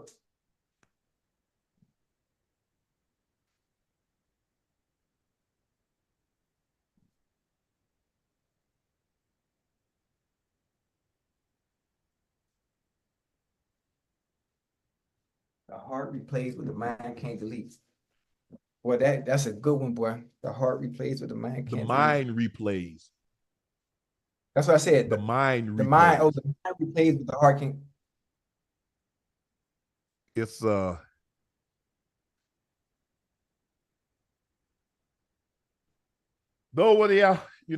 sometimes you go back and like, what could you have done differently? What should you have done differently? And I think the thing is, for me, Ocho, God put me in this situation. He has me exactly where he wanted me to be. Right. He doesn't make any mistakes. So who am I to question that I should have done something differently, or I could have done something differently? Man, that was a word, boy. Terrence G said, hey guys, can you do me a big favor? Help me wishing my amazing wife, Sarah, happy 12th anniversary today. I'm a lucky, lucky man. Terrence, we're going to got you. Sarah, your hubby of 12 years, says, you know what? He want to wish you a very, very special happy birthday. So you guys have been married for 12 years. They've probably been together for at least 15 to 16 years. And he says he's a very, very lucky man. And I believe it. And so on your day, the anniversary, enjoy. Happy birthday. That's it. That's it. Guys, we want to thank you for joining us again for another very special episode of Nightcap. I am your favorite Unc, Shannon Sharpe. He's your favorite number 85, the route runner extraordinaire, Liberty City's own, a Bengal Ring of Fame honoree, a Pro Bowler, an All-Pro, the legendary Chad Ochocinco Johnson, but just call him Ocho. Guys, do us a favor. Please make sure you hit that subscribe button. Please make sure you hit that like button and go subscribe to the Nightcap podcast feed wherever you get your podcast from. Every subscriber matters, and we thank you for mattering. Please make sure you check out Shea by LaPortier. We do have it in stock, and if you can't find it in a city or a state near you, you can order it. We have it in stock. It'll get right to you. Go check out my clothing company, 84, with 84 being spelled out. It's pinned at the top of the chat. The Unc and Ocho tees are back in stock. I repeat, Unc and Ocho tees are back in stock. If you ordered merch in the last 3 weeks, it's shipping this week, which is tomorrow, starting tomorrow. So I guess that would be next week. So next week. So thank you guys for joining us. Really appreciate it. We'll be right back here tomorrow night. Tomorrow night is a doubleheader Monday Night Football. The Commanders travel to Cincinnati. What's the other game? Jacksonville and Buffalo. So there are 2 games tomorrow. Mm-hmm. We'll be here to talk both of those and a lot of other subjects. Thank you for joining us for Nightcap. I'm Unc. He's Ocho. We're out. Who they?